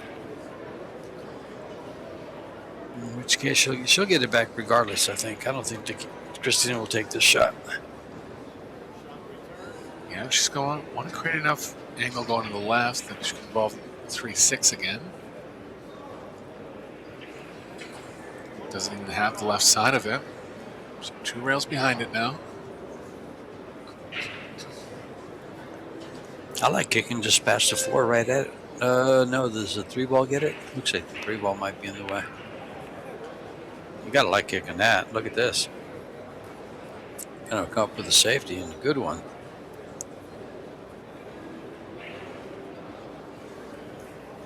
So both finalists of the Women's World 9-ball in a dogfight in round number 1 here. Christina's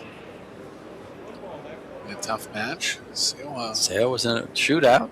Went to a shootout. So, excuse me.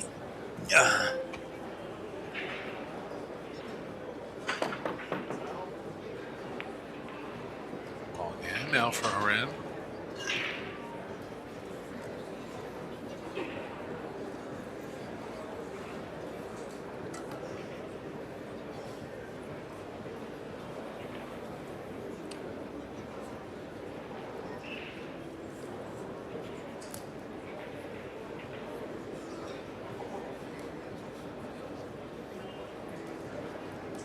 Going to stay away from the side pocket here, just in case she gets off angle. Just to avoid the coming across for the 2.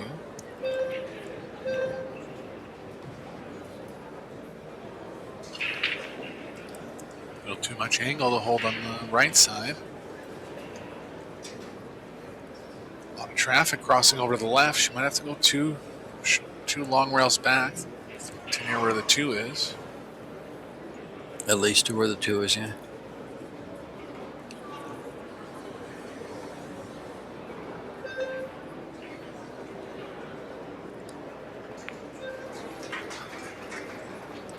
She's gonna get it.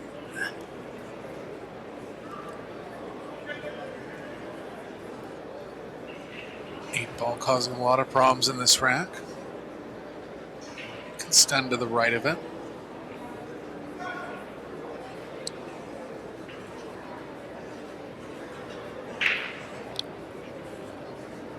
Pretty natural to hit the window between the 6-8, so she might just choose that.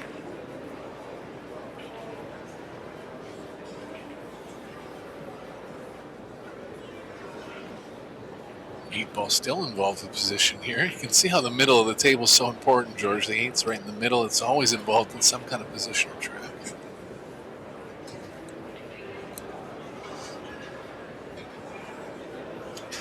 Yeah, a ball in the middle of the table makes running around the table a little bit on the hard side.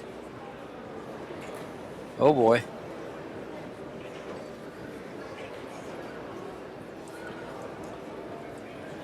Table tightening up a little bit, you think?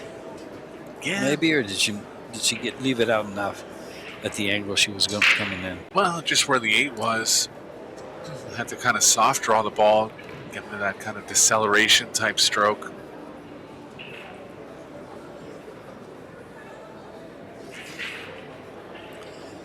This cue ball comes straight down to towards the right-hand side pocket.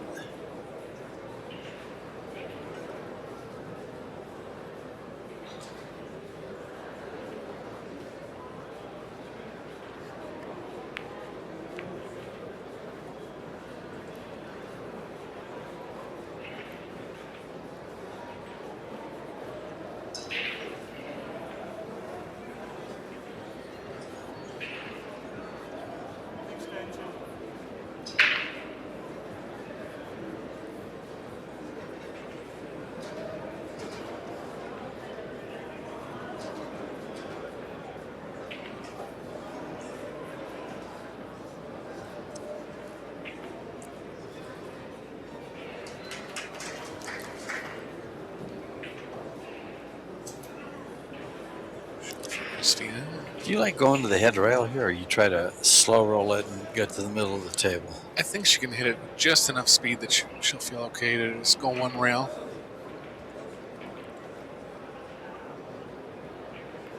When I teach, I have kind of like a speed gauge, and it's a bit of a feel concept. But if you have to hit the ball at, say, a 2 out of 10 speed, you want to avoid that.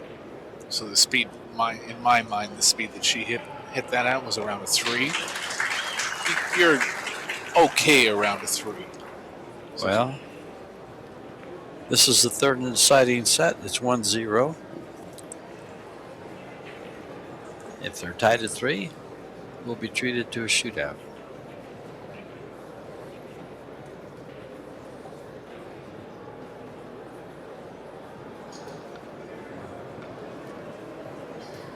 Or a player can just win this outright. I guess by a two-game lead. 4-2. yeah, breaking runs will be valuable here in this set. Sure. Only going 3 to force the shootout. Christina has won in the match so far. At an opportune time in the first set. Ran out to win the set.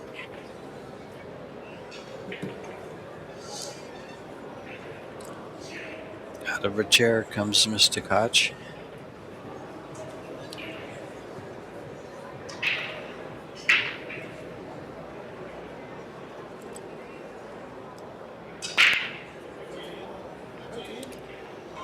And the 4-railer, the 10 ball goes straight in. The 1 ball's dressing up in front of the pocket. Yeah, that's the ball that's been going in a lot over the course of the first 2 days. Just parted her wide open and just went straight in, untouched. First time it's gone in this match, but it's been heading that way a lot.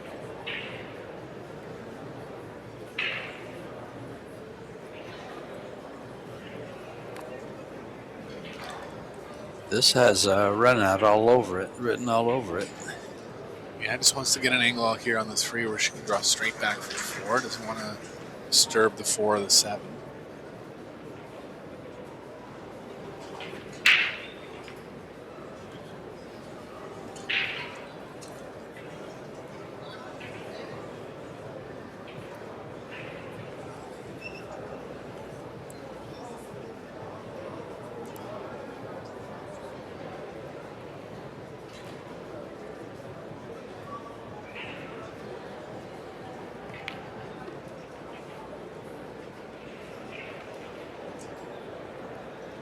Done.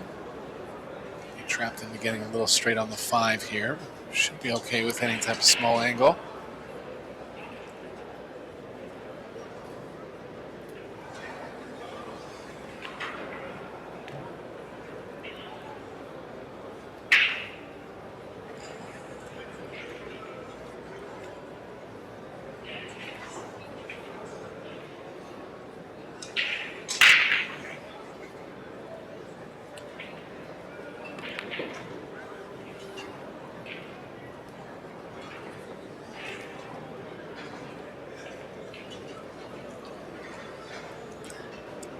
Short side position here on the 7.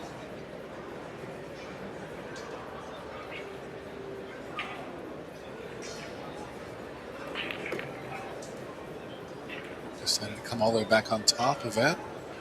A little dangerous, but she's perfect.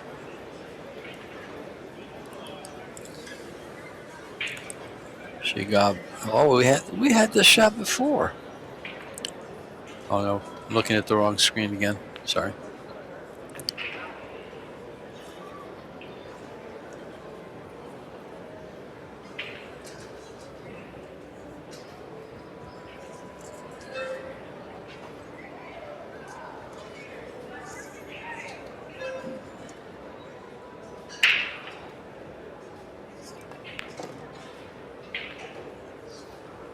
Christina staying solid throughout this run out. Big lead now. Lee's going to have to win 4 games in a row to avoid the shootout. If Christina Gets through these last two.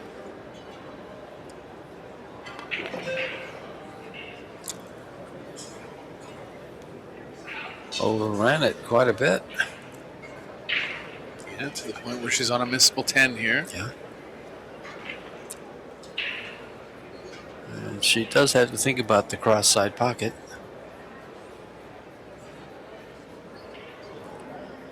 Always usually goes high here.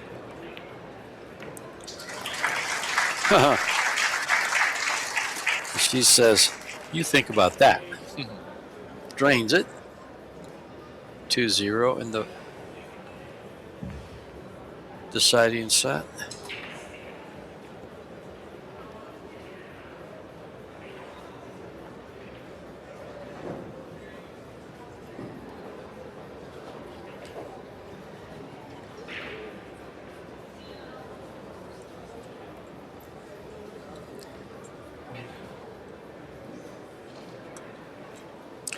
Well, this has been a very, very good match. It's been very tight. 4-3, 4-3 both sets.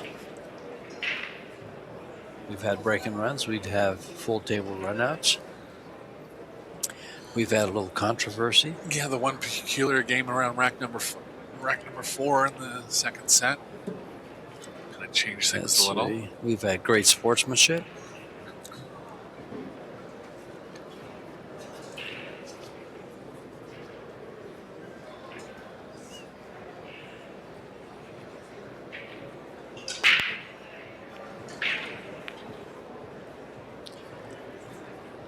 Down for Christina and a shot on the 1 for Lee.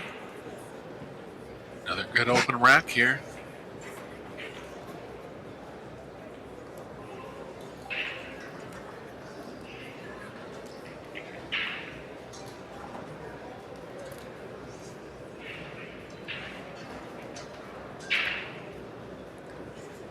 Christina's breaks improved a little bit. The power for sure. Not indicative of the results here, but players that play regularly on the Pro Billiards Series know that power is going to be a good long-run strategy. Looks like she's developing it a little more.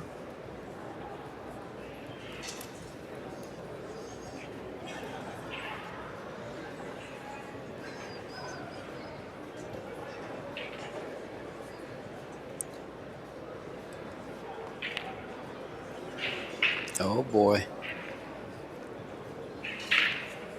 Pressure mounting for Lee. Unexpected miss there.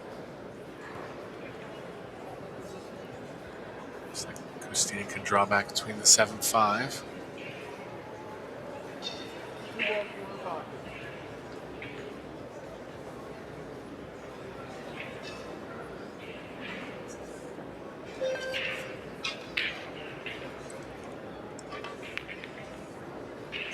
No, she had to go rail first, not ball first. Yeah, mistargeted there. Let off for Lee, but still has to come up with something here. 2-ball not right over the pocket.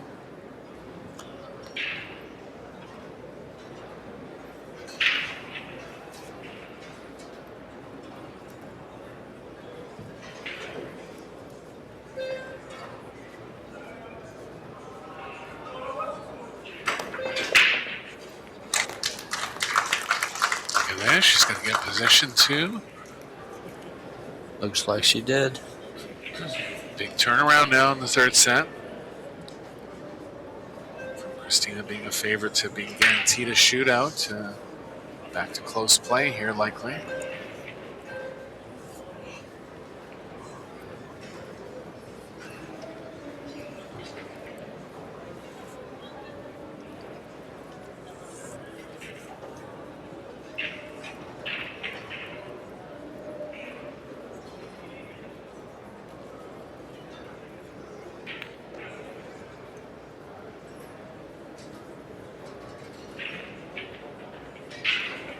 Going slightly the wrong way, but you can stop that movement with some left spin.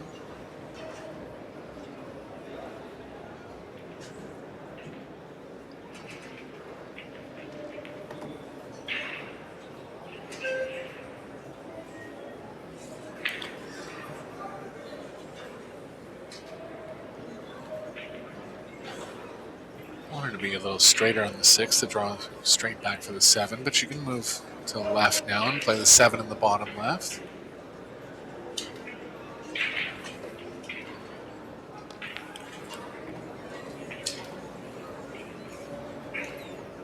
Just making things a little tough for herself, George. Oh, can she stay to the left side of the 10?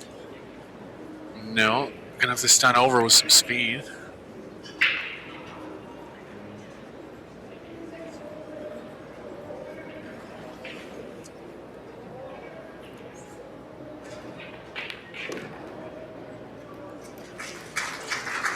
Nice shot, good recovery.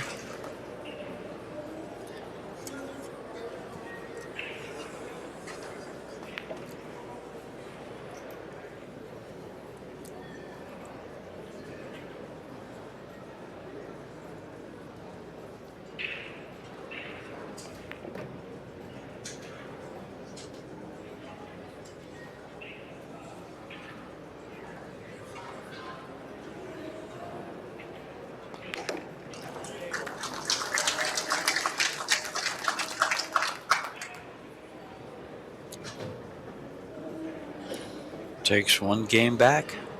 Trails by 1.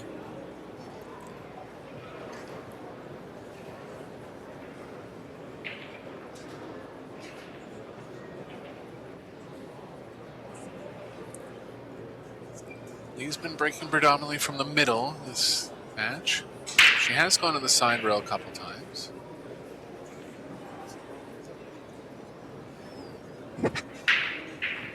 Made a ball in her last break, breaking from the middle, so I think she'll stick there.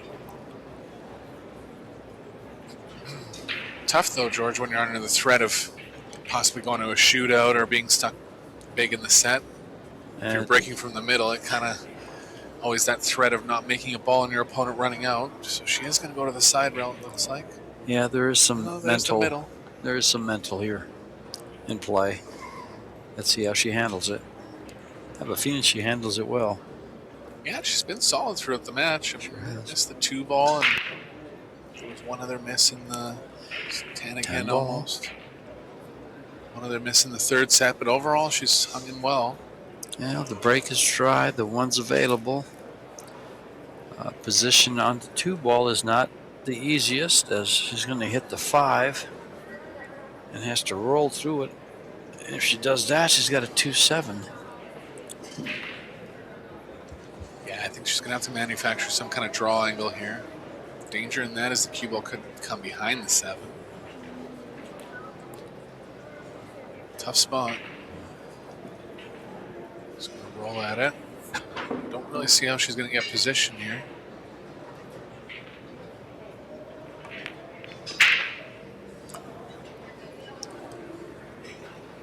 No good. It was tough to roll that ball across after her and into the 5 that way.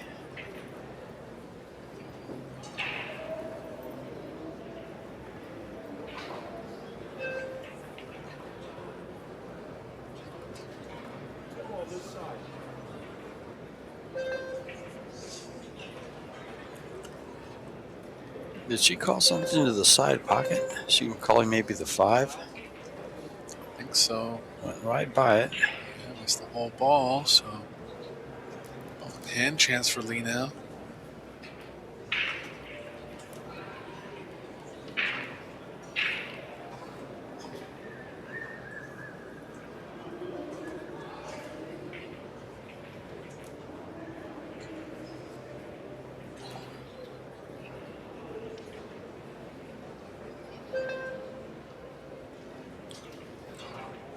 Coming back for the 3.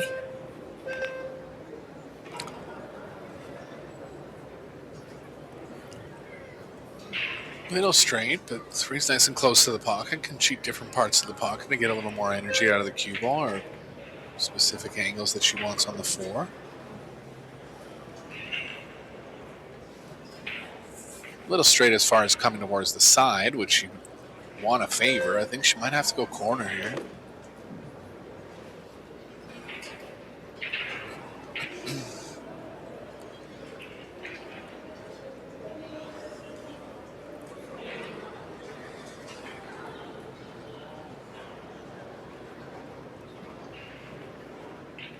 A few options on this one.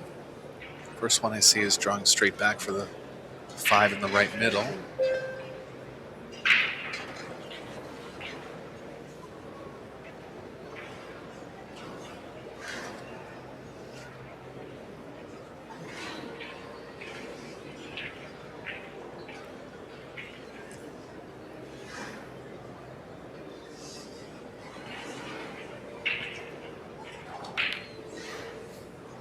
Oh boy. How's this going to work out? It better take a big bounce. It's not going to be open. No, it's going to work out for her. Just a bit of pressure creeping in for Lee here.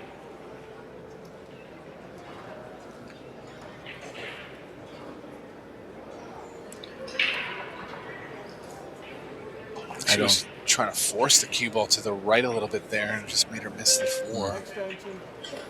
That's why I like the straight bat.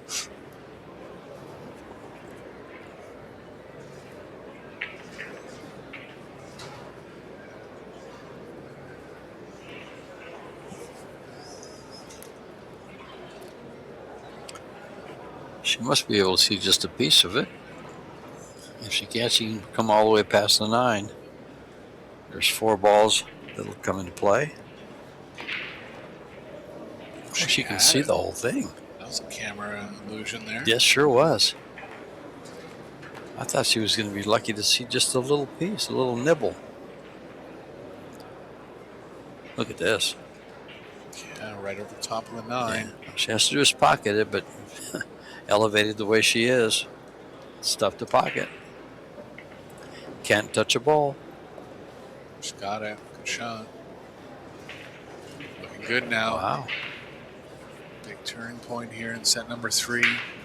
TKACH looking good to get on 3 first and guarantee yourself a shootout.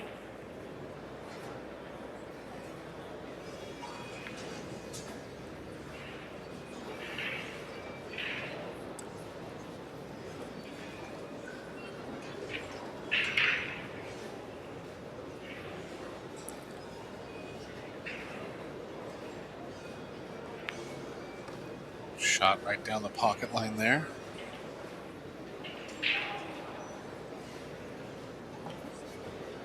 Three balls to get to the hill. Guaranteeing a shootout for herself. Putting a lot more pressure on her in. And she's feeling it a little bit already. She's done well throughout the course of the match. Only 2 games away from forcing a shootout. She's going to have to dig deep here in these next 2 racks.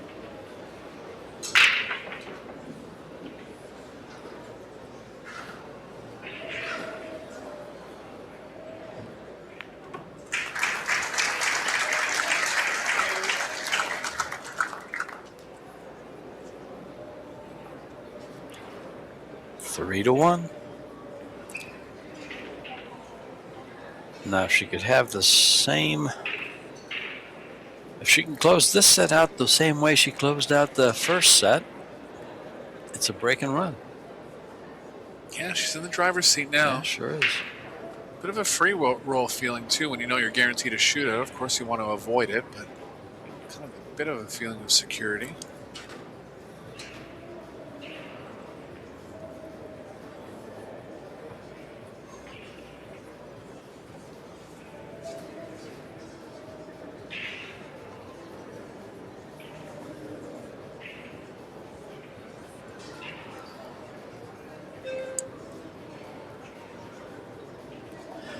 Wonder what's going through Christina's mind at this moment while she's watching the referee Dave rack the balls. Well, I'll tell you something. It's not something that's brought up often, but when you're in the pool room and you're in a tournament, you're used to just kind of being in flow. You know, like the game's over, you go collect the balls, or maybe they're in the ball return spot. You rack, and everything takes about 30 seconds. The things that you have to think about in your mind when you're in the chair like that, especially during pressure spots, like you got to find ways to stay positive. I mean, only losers would go negative, but you know what I mean? Like you have to have positive mental strategies when you're kind of waiting like that, right? Because you're anxious to get back to the table, you know? Like even in WNT tournaments, they go to TV timeouts. Like there's a lot of time between racks, and it's something you have to get used to. Christina is. Oh, well, I guess that's not so bad. There's not really a pocket over there for her. But she can roll up behind something. Yeah, cue ball behind the 5 looks good here.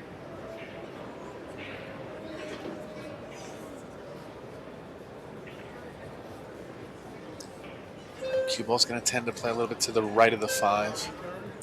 So Lee's just going to let Christina take a shot at a safe with a bunch of right spin. Let's see if Christina can snuggle the cue ball in behind the 5 ball.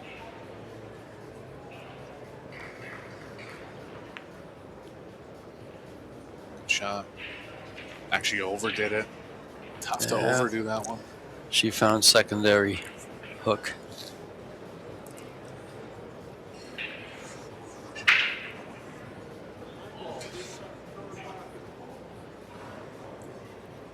Well, she's remembering to call shots now, George. She's called the 9.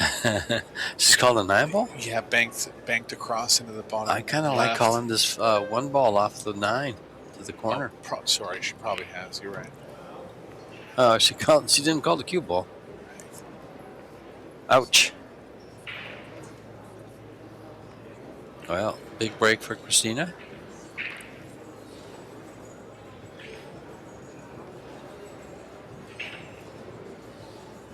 Yeah, chance to win the match now. It's been a long grind, but ball in hand, chance to move on to round number 2. If Harin doesn't come back to the table, I expect her to do well on the loser's side. Maybe 3 matches back for the loser of this match.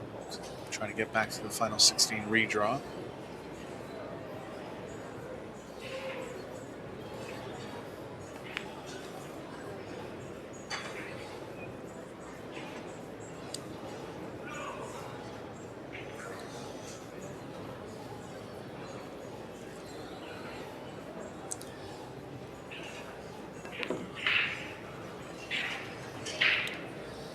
Yeah, the 5 to the 6 doesn't have to be all that easy. The 10 ball plays big. What else can we see here? Yeah, there's the shot of the rack, and depending on what kind of angle she gets on the 6, if she does get on it.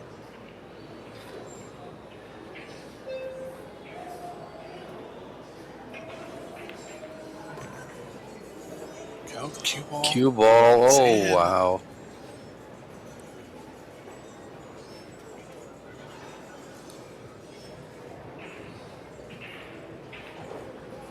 Sometimes even when you catch the object ball in the pocket, it's going to affect a shot like that. Where a pro goes straight in the pocket. Usually something that happened out of the ordinary. Is she drawn down towards the 7 ball? I think she has to. I like that play. Maybe out to the middle and just making herself a little tougher on the 6. She's going to try to get close to it, but she hasn't got there. Yeah, I was a little concerned about that. She's on the proper side of the table to jump. Still a shot at getting out of trouble here.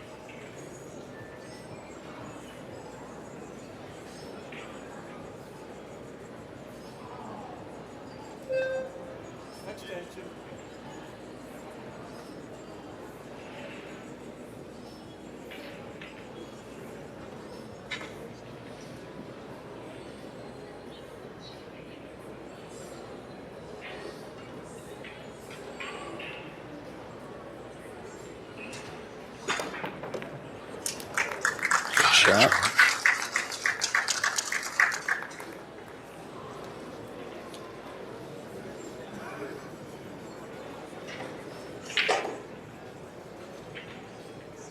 Kept her bridge hand nice and still there. Got a little funny here. Pressure's on. She's good.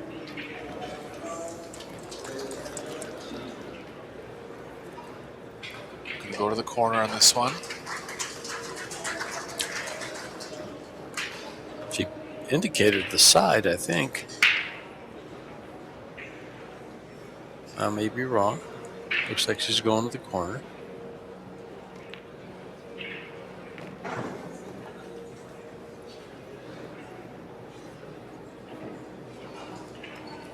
Similar shot that Christina had last rack to get on the 10.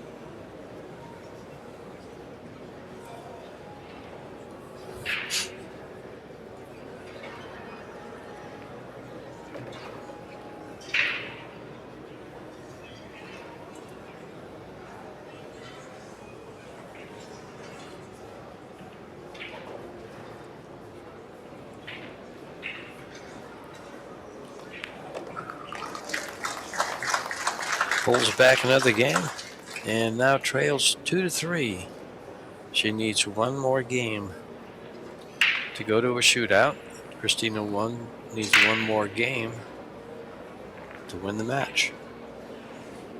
Yeah, all riding on rack number 6 here.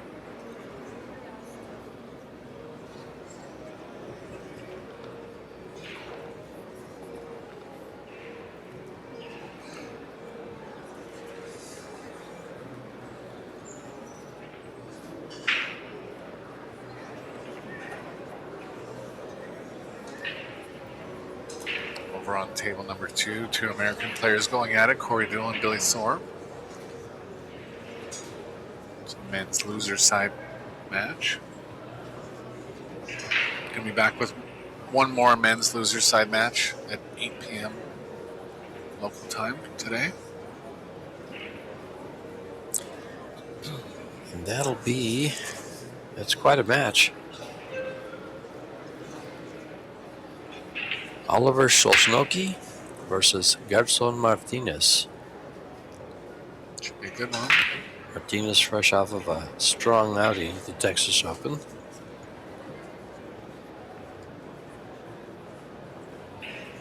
Ball down again. It's going to spot right behind the 2. Look at this charge. Spotting the 10 is going to affect this rack. Oh boy. I wonder if this is like one pocket where he can't put it up against the ball. I guess he has to put it up against the ball. Yeah. Yeah, to the point where it doesn't go anywhere. Yeah.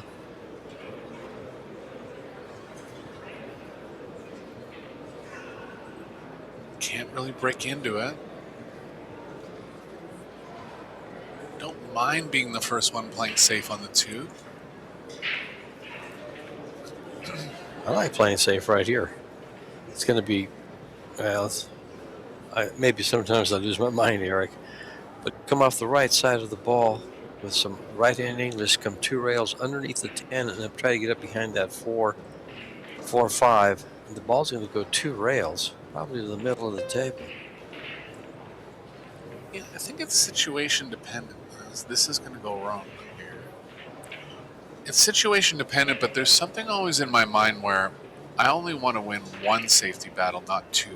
Okay. So, like, say she did play safe there, right? Mm-hmm. She would have to win the battle on the 1, and then the battle on the 2. Do you know what Right, I mean? right. I got you. Yeah. I'm not saying it. You know, sometimes you might have to do that, but to me, I think just limiting it to one battle, and that's always. And this is a false statement, but to me, when you tie up another ball, now you're going to have to maybe, win 2 safety battles. But sometimes you have to, right? It's situational. I don't think that far ahead.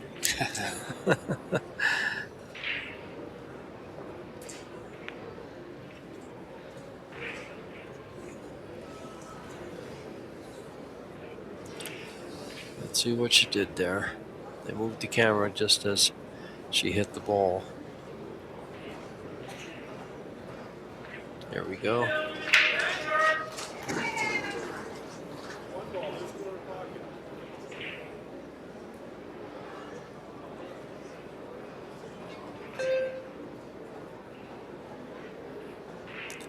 2 rails into the 1 ball. The cue ball got past the 2 balls. She was hoping to maybe stay behind. Yeah, I wanted to hit the bottom side of it. I think Christine, see, this is where the situational part comes in. Like, I Right. like playing safe here because the pocketing's too tough, right? Behind the 7? Yeah.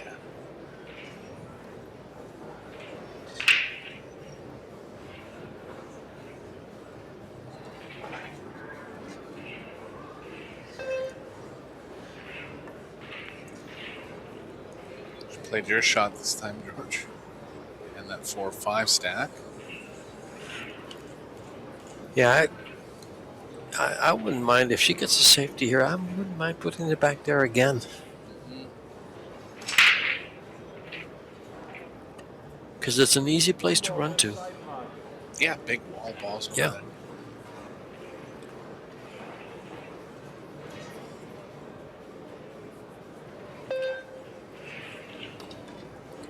This could scratch. Not from there. It's going to come up. And there's a shot. Doesn't look like the drawing angle's playing into the 210. I think it's playing to the left of it a bit. Well, I will say one thing. The banking angle for the 2 ball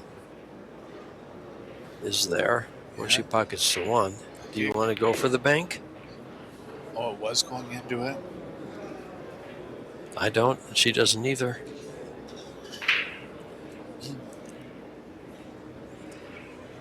Yeah, could have ended up better here. Definitely a good chance at another save.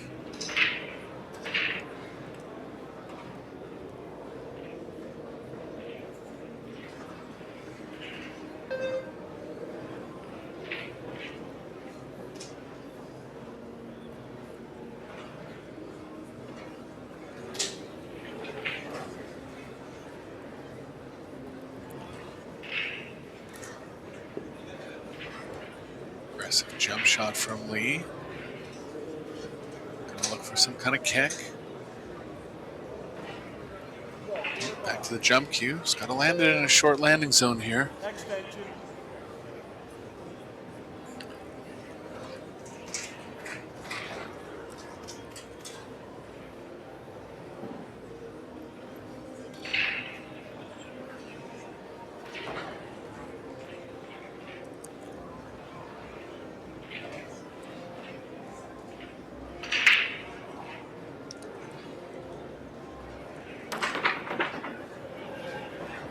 Hit the top of it. Cue ball tracking right at the pocket. Oh, 4 ball. Yeah, a little wild now. Well, things just opened up. Yeah, the 8's still there, but definitely a chance for Christina to make some progress here.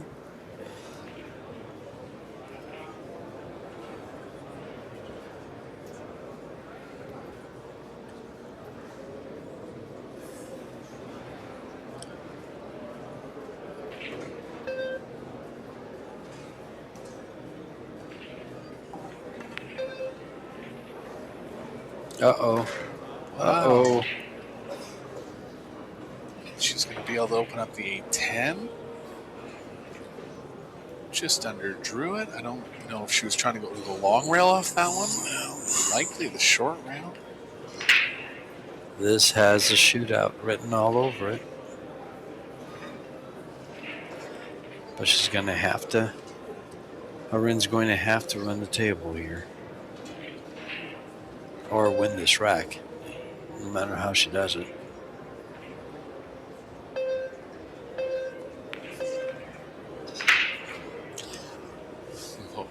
What did she just, oh, she's okay. Oh, I thought she was behind the 10 So for a did second. I, that's what, so what did she just do? Well, I think she was trying to run into the 10, never mind, so she got a little bit lucky there.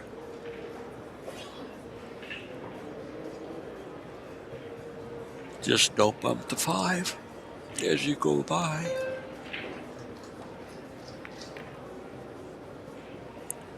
Smart shot there, avoiding the stun. So I was going to leave a little more angle on the 5.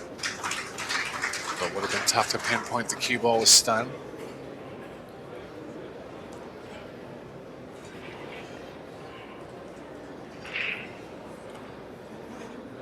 It's got to avoid the 6 here.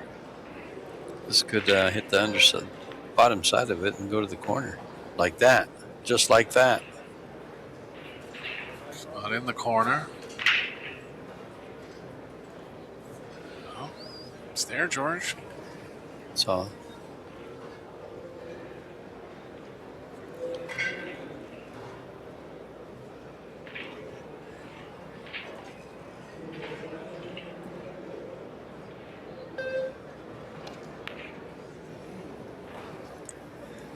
Not there. The side's jumping out again.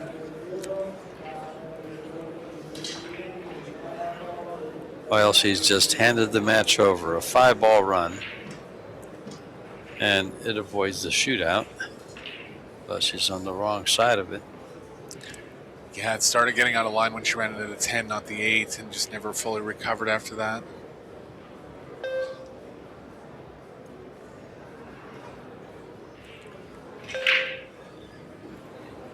Christina's missed it.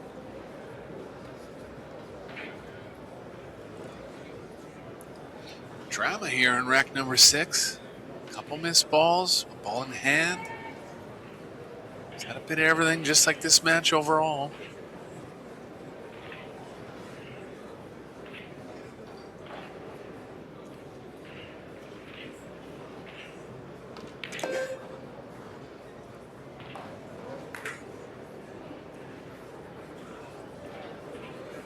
Has to avoid the 10 blocking the cue ball here. 2 rails back. Ideally, she gets the cue ball where it is now. Yep. And it's still tough on the 9. Yeah, just might have to shoot the 9 in the long pocket. She's going to have distance now. She got there. She's going to go 2 or 3 rails forward here. Side's playing a little too big to come back on top of it. She is going to draw, though.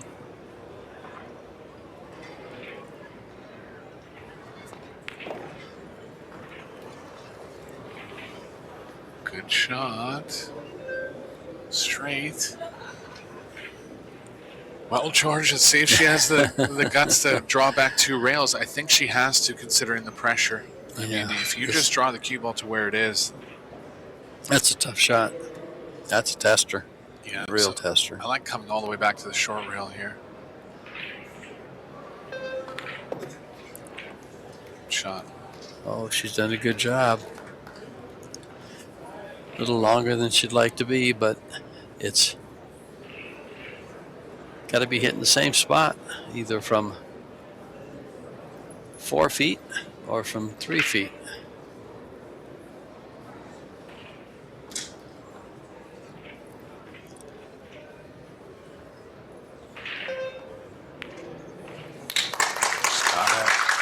And the crowd likes it. And we go to a shootout. And here's what's going to happen with the shootout. The referee will be spotting the 10 ball about 3 inches behind the spot where it racks in the, when you rack the balls. The player will shoot it to one corner. The other player must shoot it to the same, and they'll switch sides. At the end of 4 innings, the one with the higher number of spot shots will win the match. If they are tied at the end of 4 innings, they will bring the cue ball back 1 diamond from the kitchen line there, or as the break line. And they bring it back 1 diamond in the same box, 1 diamond away from the rail and 1 diamond away from the head rail. And they must pocket the ball, and it goes to sudden death. If your opponent makes it and you don't, you're done. Rin won the lag, so she goes first and has choice of sides to shoot to. So the first lag is awfully important. On your scoreboard, you see the blue boxes, and that's where the spot shots will be recorded. Opening, right in. Yeah, Christine will have more experience by far. these shootout situations. Lee getting off to a good start here. Yeah, but Christina has something that a lot of players don't have. She lost a world 9-ball title Yeah. on these shots. PTSD maybe. Yeah, exactly. I don't care who you are. That'd be kind of hard to let go. Or did she work at it?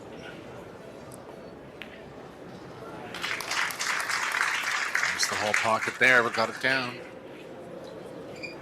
Both players shooting the shot in the same fashion.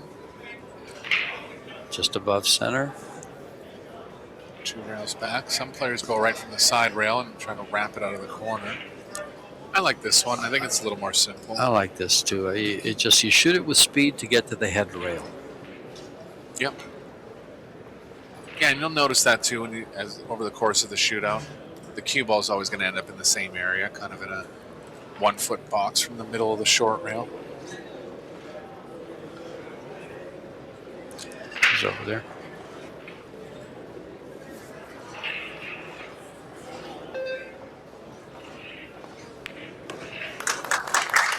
Two for Lee.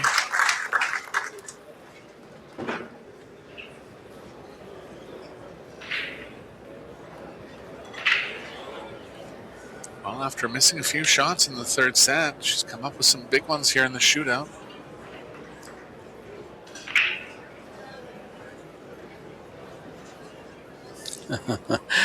That face and that breath tells you a lot. For real. The pressure's real. The pressure's real. That's right.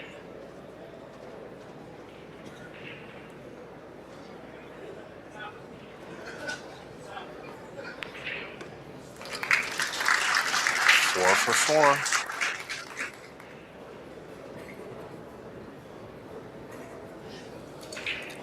Neither player giving up an inch.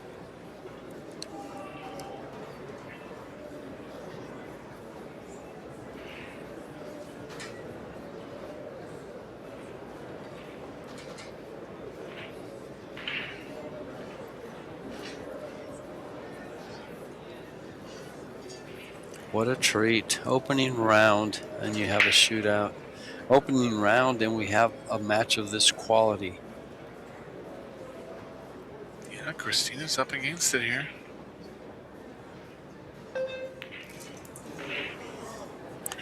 And there's a miss. Match is in Christina's hands now. If she makes the last 2, Lee won't be able to come back.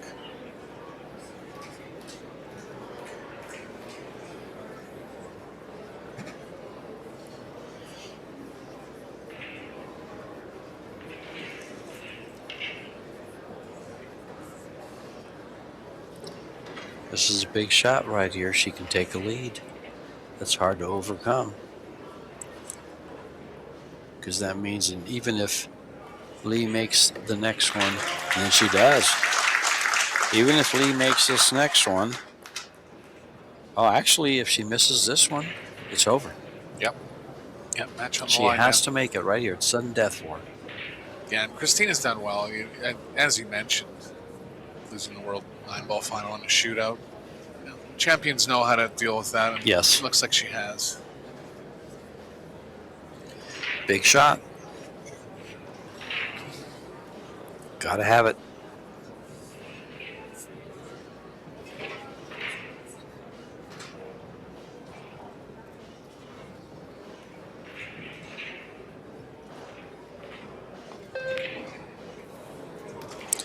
And there it is. Christina TKACH will move on to the winner's side. Winner round 1. The young lady from South Korea, Harin Lee, will move over to the one-loss side. And what a match we had.